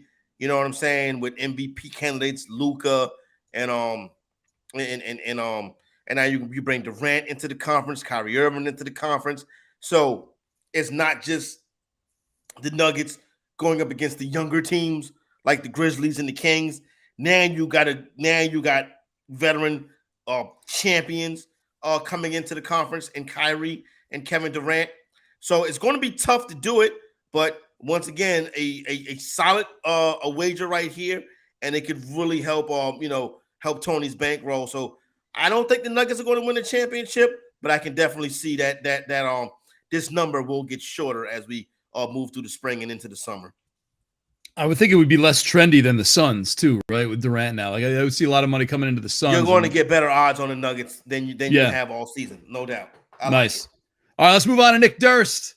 Nick with the 4th pick of the 4th round, the $50 pick. So far has the Nuggets winning the West. Correct me if I'm wrong here. I'm trying to go backwards. Nuggets winning the West, the Bruins winning the Stanley Cup, and Pete Alonso winning the home run title. Yeah, so far pretty solid. So let's head back out to the island of Staten and let's see what we got, Nick. All right, so you mentioned it, Corey, at the top. Very versatile drafter. So far, going with the big sports here. Now I'm going to an individual sport, the first of that type of pick for me here. So I am going with Novak Djokovic to win the U.S. Open this summer at plus 135. Here's why, guys. He wasn't allowed to play in the tournament in 2022. He was not allowed in the country. He wasn't allowed to be in the country and play in the Australian Open in 2022. Comes back in 2023 and gets revenge and wins the tournament with ease. Don't make the Joker mad. It is bad news for the competition, and he will win the U.S. Open. He has the most Grand Slams of all time, and he wasn't even able to play that much last few seasons. When he steps on the court, he says to the competition, "It's me. Hi, I'm the problem. It's me." At tea time, everybody agrees. I'll stare directly at the sun, but never in the mirror. It must be exhausting always rooting for the anti-hero. This is virtually a lock, so I don't mind putting down the $50 on this. Well, why not save it for 100, Nick? Because my $100 bet is even better, and you'll see if I get to it. So I would listen. This is a guy who's won this tournament 3 times, right? And you're getting him at plus odds. Nick, is he the favorite? He is the favorite, yes. Yeah, you're getting the favorite at plus money in this round right here. I think it's a solid look right here. I have no problem. I have no problems with this pick right now. I don't know much about the. I was going to say he's playing angry, angry on a hard court. Like that, I mean, that's going to be you can kill somebody, you kill a spectator. Just think, you guys aren't tennis guys. I'm not huge either, but think about how Tom Brady played after the whole Deflategate. He came back from suspension, wins the MVP. They won the Super Bowl. So He's in the same mindset right now, Djokovic. Good narrative right there. I like it. Solid pick. That's a good narrative. All right, let's go to Keith for his last pick of the 4th round. We'll take a break. We'll hit the wheel and then hit the $100 round after that. Keith, welcome back to the show. All right. Keith's had some fun. Actually, we've been full of fun picks. Go ahead, Keith. Yeah, I'm trying to have some fun with these picks. I'm not going chalk. I'm not going to be super dusty with all these chalk picks. Are you saying that Nick is going chalk? Yeah, I'm saying a little chalky over there. Just a little. Chalky. Okay. More shots fired. So we started off this round with Adam's pick of Jokic, and I'm going to go directly head to head with him, and I'm picking Joel Embiid to win the MVP. Plus 300. Listen, the guy was a follow-up to the MVP twice behind Jokic. I think there's severe voter fatigue. See Derrick Rose over LeBron, see Steve Nash over LeBron. Like, if they didn't give it to LeBron, they're not going to give it to Jokic. So I'm convinced that it's going to be Embiid. I don't think Doncic, now that he has Kyrie, that's going to lessen his chances. I think Giannis is still a chance that he could do it, especially with the injuries on the team. But I think Embiid's going to win it this year. So, Nando, I think this is the best pick of this round. All right, yeah. Because the Jokic Embiid is, I think it's a real thing. And I think Keith spoke to that well. Each of the last 2 seasons, this award would have probably went to Joel Embiid if it wasn't for late season injuries. Now, Jokic, nothing against him, but Embiid's dominant big man too. I think Embiid is going for the award. I think he wants to win it.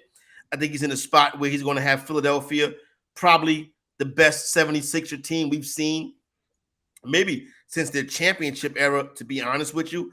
I think Joel Embiid, I think he plays angry the second half of the season after, not being an all-star starter. Now, the Jokic, the Jokic MVP in this round and the Djokovic, right? Both coming in that plus 135 to 165 range. You're getting plus 330 for the guy who was the runner-up of this award the last 2 years, losing it basically to the same guy. So I think this is a real good pick right here. Is there wasn't the thing against? Sorry, go ahead, Keith. Oh yeah, I was going to say the only concern I have for this is that Embiid has missed I think 12 games, and there's only been one MVP to that won, and they missed 11 games. So that's the only concern I really have is him missing time. Yeah. Was the problem? That's what it's been the last 2 years. It's not centers, right? Like centers never win. Kind of. It wasn't that the problem with Embiid preseason. It's like he's a big man, and Jokic is a big man too. And we've seen Shaq win the award. So a big man can be dominant, especially a big man like Joel Embiid, who is friendly. You know what I'm saying? Like a giant teddy bear type guy. You know what I'm saying? Not like an intimidator or something like that. So listen, I like it. I think it was the best pick of the round right here. So solid pick right here. All right, Tyler, let's take a quick break. That ends round 4. We're gonna go up to $100 now, and I guess see what people are made of. Is it gonna get conservative? Is it gonna get a little more fun? Can anyone top Aaron Nola at 1,300? I don't know, man. That's it. If it happens, that's it. Right yeah. Mm-hmm. But if you're like doing like what Nick does and slow and steady wins the race, man, maybe you just keep. Maybe the winner of this will have $76. You know what I mean, Corey? It's who knows? You're right. You're right, because we're taking long shots. We're putting $1 on long shots, putting 10. You know what I'm saying? 25, whatever. But maybe it's Jack putting 100 on. You know what I'm saying? I don't know. Whatever, putting 100 on something with that's minus 165. And yeah, maybe I mean, these $65 can win it. You're right. These aren't meant to be easy. You know what I mean? Like this is people don't win futures all the time. Anyway, we're hoping some of us do here, though. Let's take a quick break. We'll be right back with the final round of the futures draft. Moose and Keith. Weekdays at 10 a.m. Eastern. The word genius is there. Bob Glover, it describes him. Bob, so when's the last time that Twitter defeated you? Because I've been defeated by Twitter today. I'll tell you how Twitter defeated me one time. I had the mistaken impression that the year that Troy Polamalu won the Defensive Player of the Year, it looked like it was going to go to Clay Matthews Jr. and I tweeted it. And there was a guy on the media bus. He was like, "Oh yeah, he's got it. A guy I trust." I won't tell you who it was, but his initials are Mike Garafolo. So I went with it. Got a DM from Rich Eisen, NFL Network. He goes, "You sure about that?" I go, "Oh man. Oh, I just got this wave because like accuracy to me is really important. Yeah. So I'm literally on the media bus. We're just getting back from media day. We are slipping and sliding in Dallas. It's snowing. I get off the bus. I open my laptop. I'm hunched over, and I just like literally people are passing me. Bob, what's wrong? And it was Palomalu, and Adam Schefter had retweeted me. Trey Wingo had retweeted me. I'm like, oh, I'm dead. So when it's Palomalu, then how do you handle that? Like, what was the subsequent tweet I think afterwards? I said got some bad Twitter info. I didn't put Garafalo's name on there. I had to 10 years later, you can out him. I like that. Yeah. You know, he wouldn't mind that. He knows the stories. Yeah. He actually said to me, "Hey, Bob, I think you might have jumped the gun on that." I was like, "Oh, crap." There we go. Campus to Canton on the Bettor Sports Network. Would Dion bench Shador? I don't think he would. Like, how bad would it have to be? Because we've seen horrendous quarterback play from this Colorado team for the last, 5 years? JT Shroud, Brandon Lewis, just terrible quarterback play. Like, they were 131st, which is dead last in pass EPA per play. Obviously, it will be better, but how bad does it have to be for him to bench his own son? Like, I'm not sure he will ever either. Like, especially with the attitude that he came in with. If they don't get Rashada, who do they bench him for this year anyway? I don't know that there's another answer on that roster that you go to. They don't really have a guy behind him. So I don't even know if we would know the answer to that until the next year, assuming that, he doesn't declare for the draft, he returns, they bring somebody else that's competent and behind him. If they're going to do this the Lincoln Riley way, next year would be the class to bring somebody in. Shador Sanders is going to be a third-year player. So he's going to play 2023. I don't think he's declaring for the 2024 NFL draft. So he's going to play in 2024 and then declare for the 2025 NFL draft. And let's remember this. He hasn't had a full recruiting cycle at Colorado. He will have that next recruiting cycle. So maybe he could get one of these class of 2024 quarterbacks there to come to Colorado. However you're invested in sports, from betting to fantasy, collectibles, and more, join our community on Bettor Sports Network.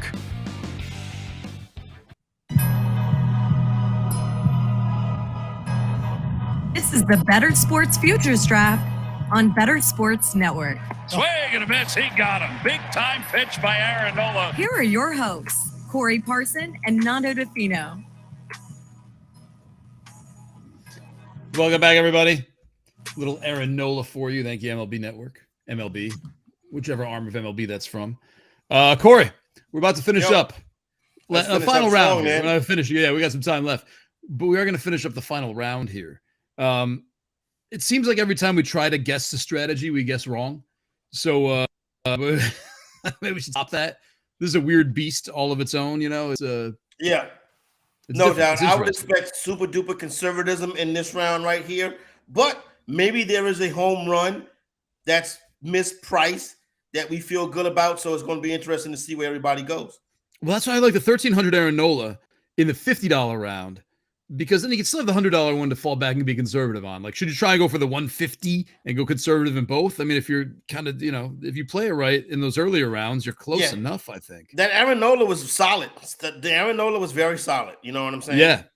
I think we would have gone Julio Urias there, just do on 20-1. I'm not a Nola guy. I'm not Aaron Nola. It's a little long. It is a little long shot-ish. That's why it's 13-1 for a reason, but I think there is some value in it. I like the idea. I don't like the pitcher. So that's wrong. Okay. Anyway, let's rock and roll. Final round. These are $100 futures bets. Let's forget about the draft. These are $100 futures bets right here from 5 people who know what they're talking about. How about that, Corey? How about Let's that? do it. Put some weight to it. All right, let's go. Keith, you're up. Let's hear what you got, man, for your final pick. $100 on any futures bet. What's it going to be? Yeah, I think this is might be one of my most risky picks, and I have a lot of faith in it. I think it's going to come true, but you know what? It's called gambling for a reason, and I want to have some fun with it. So I am picking the Seattle Mariners to win the AL West, plus 300. I love the young roster. I think taking Verlander away from the Astros, which is literally the win total between the two teams, 16 wins. Verlander had 17. I don't think the Astros are going to be able to replace the Verlander production. And the additions of good bats in that lineup, Teoscar, Wong, also Julio. I'm sorry, I'm blanking on his name at this moment. Julio Rodriguez? Yes, thank you. I blanked on his name. Julio Rodriguez, he is considered by some to be a potential MVP candidate. So this team is primed for takeoff. They have young starting pitchers who had very solid seasons, and maybe they could take that next step. And I think the Astros are going to come back down a little bit to earth. So you got a division with a dominant team, right? That's number one, and I understand the reasoning. But here's the thing. This is one of the most popular MLB futures. And when I see heavily bet futures, I worry about it. You know what I'm saying? Here's my deal, Keith. I would have liked this at plus 400, plus 500, plus 600. I think the odds are too short. I think the odds should be longer than 3-1 for the Mariners to take over the AL West from the Houston Astros. That'd be my thoughts on it. So I would think that you would have had, to me, the number's not long enough if I'm taking this wager right here, but I really don't have a problem with it. Nando, what's your thoughts on it? I love it, man. Like we mentioned it earlier about, how they were, I think, the 8th favorite. I think the Astros last year, everything that went right for them went right. Even the good vibes, everyone wanted to see Dusty Baker win a World Series. That team, man, was kind of old. They lost some pieces that people are underrating. Carlos Correa is gone. We're talking about Justin Verlander. Well, Carlos Correa has been gone for a year anyway, but still, you'd still feel the after effects of that. Gurriel's gone, and he was kind of a glue there. It's just like, I look at that team, and I look at, they're almost like, people are dumping on the Dodgers for losing a lot of talent. I don't think people are looking at the Astros as closely. And just like what went right last year for them was basically everything around every corner. Mariners are young and they're hungry and they're good, man. I don't think they're an over 100 win team this year. The Astros. I mean, they'll be in the 90s. I think Seattle can compete with that. I think it's very possible for them to win it. The Mariners. I would have gone a step further, man. I would have just gone World Series. Let's do it. They got the pitching. They got young, strong, electric pitching to get there, man. Let's rock on to Nick Durst. Nick, we have a pick. Corey, I would call this. Hey, Keith, thanks a lot, man. Good draft. Thanks, guys. I appreciate you having me. Corey, I don't know. Plus 300 for Mariners to win the AL West, I would consider still semi-conservative, by the way. For the $100 round, to turn that just into $300, I think that's pretty within the scope of what we thought was going to happen so far. I would want to see something that has been done before. Yeah. Right? So I would think, with me, Mariners to win the AL West, give me plus 500 in round 3. Yeah. That's how I looked at it. But, whatever. We'll see. No, you're right. I know what you're saying. I would have thought 300 was someone else. You know what I mean? Yeah, I think that's too short. I think that's too short for a team that hasn't done it yet. But time will tell. What's it telling us, though, man? I mean, like, you look at it's not like Washington is a huge online betting state. You know what I mean? Like, where like the numbers might be tilted a little bit. I think it's real popular. Like coming into the NBA season, the Detroit Pistons over was very popular. I think when you see those real popular futures, like the Los Angeles Chargers to win the AFC West, when you see those real popular futures and they get bet down to short numbers, to me, that's a stay away spot. It's probably Julio Rodriguez is the poster boy for tops. They're pushing him then hard. Why not Julio Rodriguez to win the MVP? You could do that. It's plus 700, I think. Maybe that is the shot right there. Yeah, maybe that's it. All right, let's move it along to Nick Durst. Nick, your $100 future bet. Probably interesting. Corey, what do you think? That should be interesting. Let's see what it is. All right, Nick. All right, guys. For the first time since 1973, a basketball team will be champion in New York. It's the best basketball team in New York. No, it's not the Nets, and it's definitely not the Knicks. It is the super team of the New York Liberty, who are going to be the WNBA champs at plus 150. They got Breanna Stewart coming in to join Sabrina Ionescu. They got Jonquel Jones. They signed Courtney Vandersloot. It is a no-doubter. So even though the odds aren't that great, it is worth the $100 bet for me to make that profit. So with liberty and justice for all New Yorkers, the Liberty will be champs. Now, here's the deal. Now, I handicap Nick perfectly. Yeah. I talked about his range, right? Yep. And I talked about his issue, maybe his loyalty to New York. And now, with the bag on the line, he goes to the New York Liberty. You know what I'm saying? The weakness of being New York centric is going to bite him in the 5th round. He waited till the biggest moment to make the mistake. Pick? The Liberty aren't even the favorite in the WNBA. Do any New York basketball team win championships? Now you mean to tell me that the Liberty at plus 150? And yes, we are going into the WNBA era of super teams. Right. But this number is too short for a team that hasn't won anything.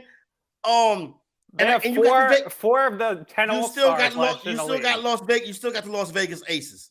Yeah, they're getting in some trouble here. If you saw some off the court issues, so stay away from that. They're the favorites, so I didn't want to take the favorites. I could have put the money on Ohtani here, which I considered for MVP, but I think he might get traded. So if he gets traded to the NL, that DQs him. So I wanted to just play it safe here with my money on something that I think is very realistic. I didn't feel comfortable betting an MLB team to win a championship or betting an NBA team to win a championship. So I went, if you look here, I'm very happy with my draft. Alonso pick. He's not the favorite to get the home runs leader, but he plus 900. I got the favorite in the NHL to win the championship at plus 450. I'm very happy with the way my draft. And listen, I think it came out. I think the first 3 rounds were about as good as it can get. I think the last 2. Listen, I think the tennis pick is solid. This one right here, because I like the Aces a lot. Maybe it's just me. I do think the Liberty are in the final. I would have wanted this at plus 250, plus 300. That's all I'm saying. I like this pick initially, and the more that I think about it, remember when the Lakers brought in like Karl Malone and Gary Payton, and that was like that super team. They couldn't play together. They were all people. Malone was at the end. Peyton was at the end. That's true too. But Nick, super teams normally don't work. Is Stewart in her prime? How old is Stewart? Stewart's probably 28, 29. Oh, I was thinking more like 34. Hold on a second. We're gonna look this up. She's only been league like 7 years. Ionescu is the best player. They bring in Vandersloot. You didn't even bring up the Maureen Johans, who I've been trying to buy her card for weeks, and it doesn't exist. So. Nothing out there. Should be out soon. Listen, Joe Tsai, he's very motivated to win now after his Nets blew up on him. So this is his team, the Liberty. He's going all in. They had a press conference for all these players the day after they trade Durant. So obviously they're just all about the Liberty right now. And if any team's going to win an NBA, if any team's going to win a basketball championship in New York, it's probably going to Liberty because the Knicks have no shot and the Nets have no shot. She's 28. Two right there. Nick Durst wins, man. She's 28 years old. All right. Solid draft. I like it. Solid draft. You know what I'm saying? And we'll see how it plays out. But I do like a lot of your selections. I was way off on Breanna Stewart. I feel like she's been around forever. All right. Thanks, Nick. Thank you. Thanks for injecting some WNBA into the show. Yeah. All right, Tony. When she was in college, it wasn't counting against her. Okay. That's why. That's it. Because you knew her as a college basketball player. That's why. No, she's from Syracuse. I remember when she was in high school. So even like even that might more, be it. Like I might have just added some years on because of your length of how long you've known about her. Yeah, you read Syracuse.com every day like me, and you hear Breanna Stewart's name a bunch, and you're like, wow, no doubt. She's been around for a while. I was wrong, and I apologize. All right, let's see what Tony LaBarbera is going to do to finish this up. I don't know if I'm on Tony or Tyler. Nick is too tortoise in the hair for me.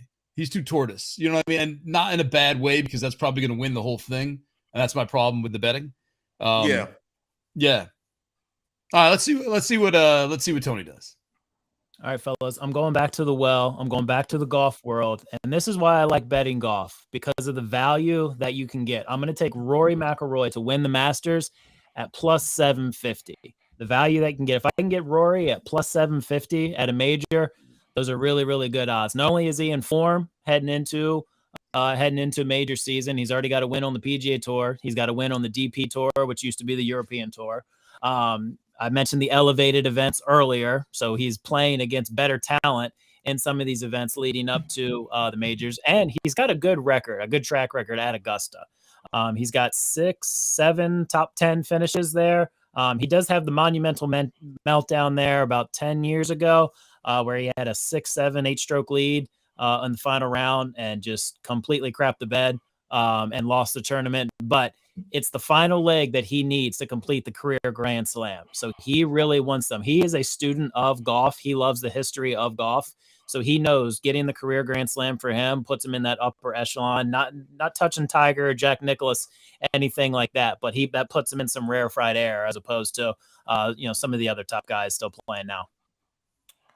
If he doesn't win it, why won't he win it? I think his bugaboo there has been putting. Putting at Augusta, the greens at Augusta are it's like putting on glass there. So I think that's been his main concern. He's been a little bit erratic off the tee at Augusta. Well, they've just lengthened the course again with some of the holes there as well. But I mean, Rory's one of the best drivers of the golf balls of the last 20, 30 years. So I don't have any issues there, especially like I said, him coming into major season with some form and some playing against some of the top competition. Hey, Tony, when we're looking at golf and say we don't know much about it, and I know we haven't had enough yet, but is live, I mean, like iron sharpens iron kind of stuff.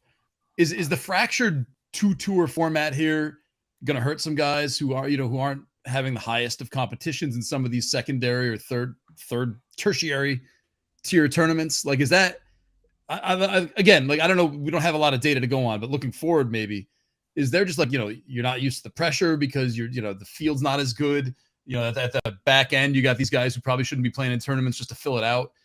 Is that going to affect golf? Are you going to be able to really get into like who's clutch and not in this?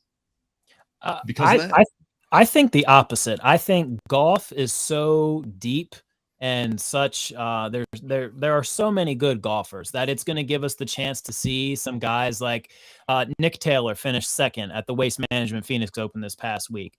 That guy is a really, really good golfer. So I think it's going to give us the opportunity to see more guys like that and kind of those guys shine a little bit more as opposed to a 45, 50-year-old Phil Mickelson who hasn't played well aside from the PGA Championship a couple years ago when he won at 50. He's a name. He's a very great name, but he hasn't been that good for the past few years. He's selling tickets because of his name. So I think it's going to give us a chance to see guys who are really, really good, a little bit younger, that can go on like a Will Zalatoris a couple years ago, like a Justin Thomas, who won a couple times and then finally had that breakthrough. Gotcha. Awesome. To golf. That's good. That's wheelhouse. That's what Corey was talking about. Yep, there you go right there. So we'll see if it happens. So solid draft, good picks. I like a lot of what you did on the draft board. I think your third round pick with the Padres, and then listen, this the third and the second and the third, I think, are your two strengths. So we'll see what happens. I think it was a solid draft. Good job, Tony. Thanks, Tony. Let's go to Tyler Soto. Tyler, right now, for me, the clubhouse leader, just because of his IDGAF attitude. No. Tyler, real strong in rounds 3 and 4. So hopefully he can finish off strong. So this one is, I'm going to be honest, it's a little bit of a long shot, but it's although I don't appreciate his back end corrections and amplifications. So I'm going to document points for that. All right. But it is a little bit of a long shot, and it's a long shot I firmly believe in, and I will explain why. Vladimir Guerrero Jr. to win AL MVP at plus 1,500. This is what I'm talking about. He's trying to win. My reasoning is this. So you look at the people ahead of him. There's Yordan Alvarez. People, the baseball purists and the voters, they like people who play the field. Yordan is mostly a DH, okay? He can hit bombs. He has great numbers, but they like people who play the field. Julio Rodriguez, I'm going to say he goes into a sophomore slump. I'm just going to take a guess right there. Aaron Judge, I don't think he wins it again. Mike Trout, too injury prone at this part of his career. The favorite is Shohei Ohtani at plus 200. Not only do I think he gets traded before the trade deadline, but I think he gets traded to the National League, in which case that throws the American League MVP out the window. So right behind all those 5 dudes is Vlad Guerrero Jr., who's been in Cy Young voting twice in his 4-year career, came in second to Shohei in 2021. Toronto is a very hitter-friendly stadium. He also plays in a division where they have very hitter-friendly ballparks, New York, parts of Boston, Camden, now that they've Camden did push that ball back, so maybe not that one. But then he has a Trop too, and the Trop is very, it's a very hitter-friendly ballpark. I think Vlad Guerrero has a very strong case and chance to win AL MVP. I like solid. I mean, we're talking. Listen, go ahead, Corey. If Tyler hits any of these bets, it's a good chance that he's going to win. There you go, right there. So, he's either going to be bankrupt or he's going to win the whole joint. Now, in the Guerrero pick, this is a guy who is placed in MVP voting in the American League before. You get him in a 15-1 with the 5th shortest odds.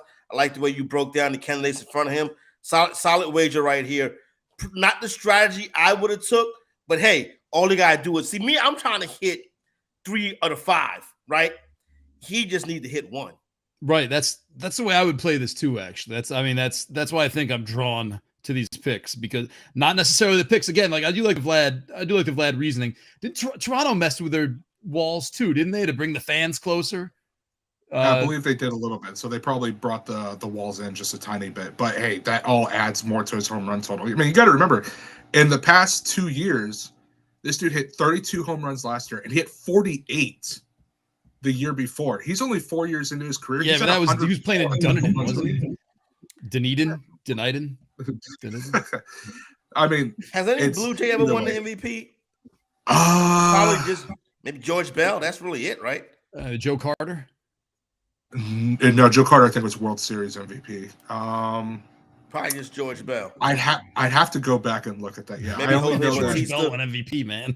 Yeah, that's when I was locked in. Nando, I had the back of the baseball card. I know, the 82. I remember that. I remember the George Bell. There you go. Josh Donaldson probably in 2015. Donaldson, yeah. Okay. Off the top of my head, I'll say Josh Donaldson in 2015. All right, let's move on to Adam Bernard as we wrap this up. Tyler, man, I'm a fan. I'm liking this. This is, but it will spell our doom because I'm horrible at betting. But yeah, I appreciate it. And Corey, you'll be getting texts from me throughout the year, letting you know I was right. I'm looking forward to it. Tyler said he's setting up calendar alerts. Just be okay. April 17th, Masters. Tyler's got receipts, so I'm looking forward to it. All right, man. Good luck. Let's bring up Adam Bernard to wrap a little bow on this. Let's see what's crack-lacking here. Adam, welcome back, friend. Good to be back. I'm going to guess, knowing you and having you produce this is probably going to be a nice, safe hockey bet. You are on the money, my friend. So I am going to take the Vegas Golden Knights to win the NHL Pacific Division at plus 240. I like to go process of elimination here, so let's look at the Pacific. Anaheim, San Jose, Vancouver all suck, have no chance at winning the division.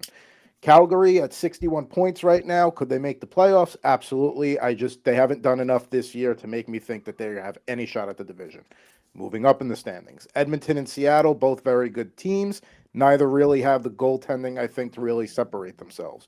So now we get to the top 2 teams with Vegas and Los Angeles. Now, LA right now is plus 500. The last time I checked, to win the division. That would not be a bad bet to place. However, Vegas right now has probably been one of the more consistent teams in the league since the season started. Right now, they have a game in hand and a point lead over the Kings, which is a little negligible. But when you look at the schedules down the stretch, and anything can change, they have 7 what I would call gimme games versus the Kings 5.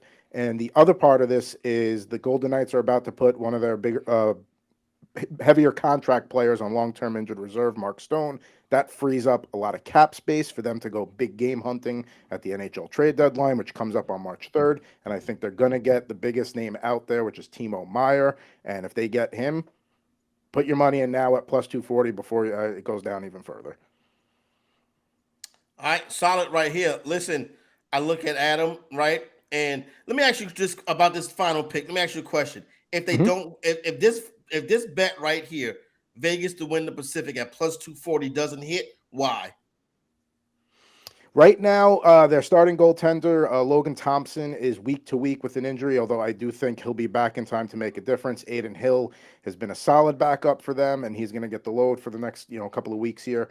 That would be the reason.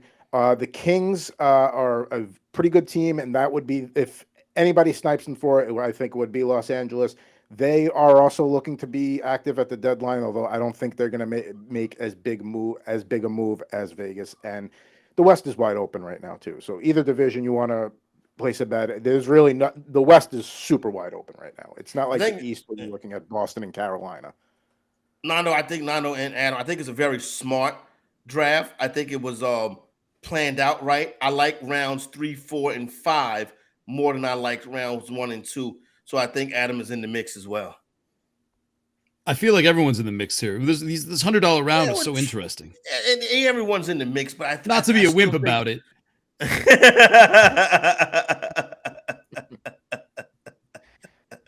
I'm just saying, like I haven't decided like which way. Like, I'm looking at it like this: my $100, right? If I'm looking at these 5 selections we have, the Mariners, the Liberty, Rory McIlroy, Vlad Jr., and Vegas, I think if we're talking real money and not a draft and a game, number 1, I would put on the Liberty. Number 2, I would go with Vegas. Then I think I would go Mariners, then Vlad, then McIlroy. And that's probably because I don't know enough about golf. I'm not confident in my golf. But the other 4, so I do feel like, I don't know, man. Like, of the final round, I think Vegas to win the Pacific is the best pick of the final round. But that is the multiplier, right? Like that is, yeah, which is probably the most important one. You know what I mean? Yeah. Now, as you move up, I think it's different ways that you can go and you look at it. You know what I mean? But I think Adams, the last pick was the best pick of this round. So that's where I would leave it for this round right here. I think every round kind of tells its own story. And I think, you can see kind of what everybody was trying to do and their strategy. Adam stuck in his wheelhouse and he went conservative as it moved along. So I think I just wish, his first 2 rounds were more long shotty. But I mean, this is why I was saying I wish the first couple rounds had a little more weight to them. You know what I mean? Like if you could come out swinging with a $50 bet in the first round, then dip down to 10, 25, come back up to 50 and 100, I think it would change the strategy a lot. Like a $1 bet's so boring, man. Like who cares, right? Well, that's why you want to hit the big one. That's why you want to hit the big one. That's why the Harper MVP and the Alonso to lead the Major League Baseball in home runs, I think, are the 2 best picks right there. Because that Harper $1 bet, that comes back, that's a bankroll booster right there. So I kind of like the different strategies and the way it was done. So I had no problems with I guess, the but majority. if Harper's 40 to 1, and say you got your $50 level, you got a Jokic to win MVP, the Harper thing's gone because you're completely blasted it out of the water already. Plus 165 with a $50 bet. You know what I mean? Like it's. Well, I think that's one thing you got to take into consideration. You know what I'm saying? I mean, you're doing a guy. I mean, like you said, the last person to win back-to-back MVPs was Larry Bird. Well, I was picking something with odds, like just to imagine a plus 130 bet that you could have thrown in there. Yeah. Got it. You're blown out. All right. This is fun, Corey. It was so great being back with you. My God, I missed you. Yeah, same. Thanks to Heather and Jared behind the scenes for running this. Thanks to everybody who drafted, everybody who's watching. We hope this is fun. Maybe give you something to think about, talk about, feel about. Corey? And something see you again, my friend. Something for Heavy T to text me about. Yeah. We hope you all enjoy this. Thank you for joining us. This was the Futures Draft. We'll probably have more of these, so stay tuned. Bettor Sports Network. Get the app. Check us out online. We love you all.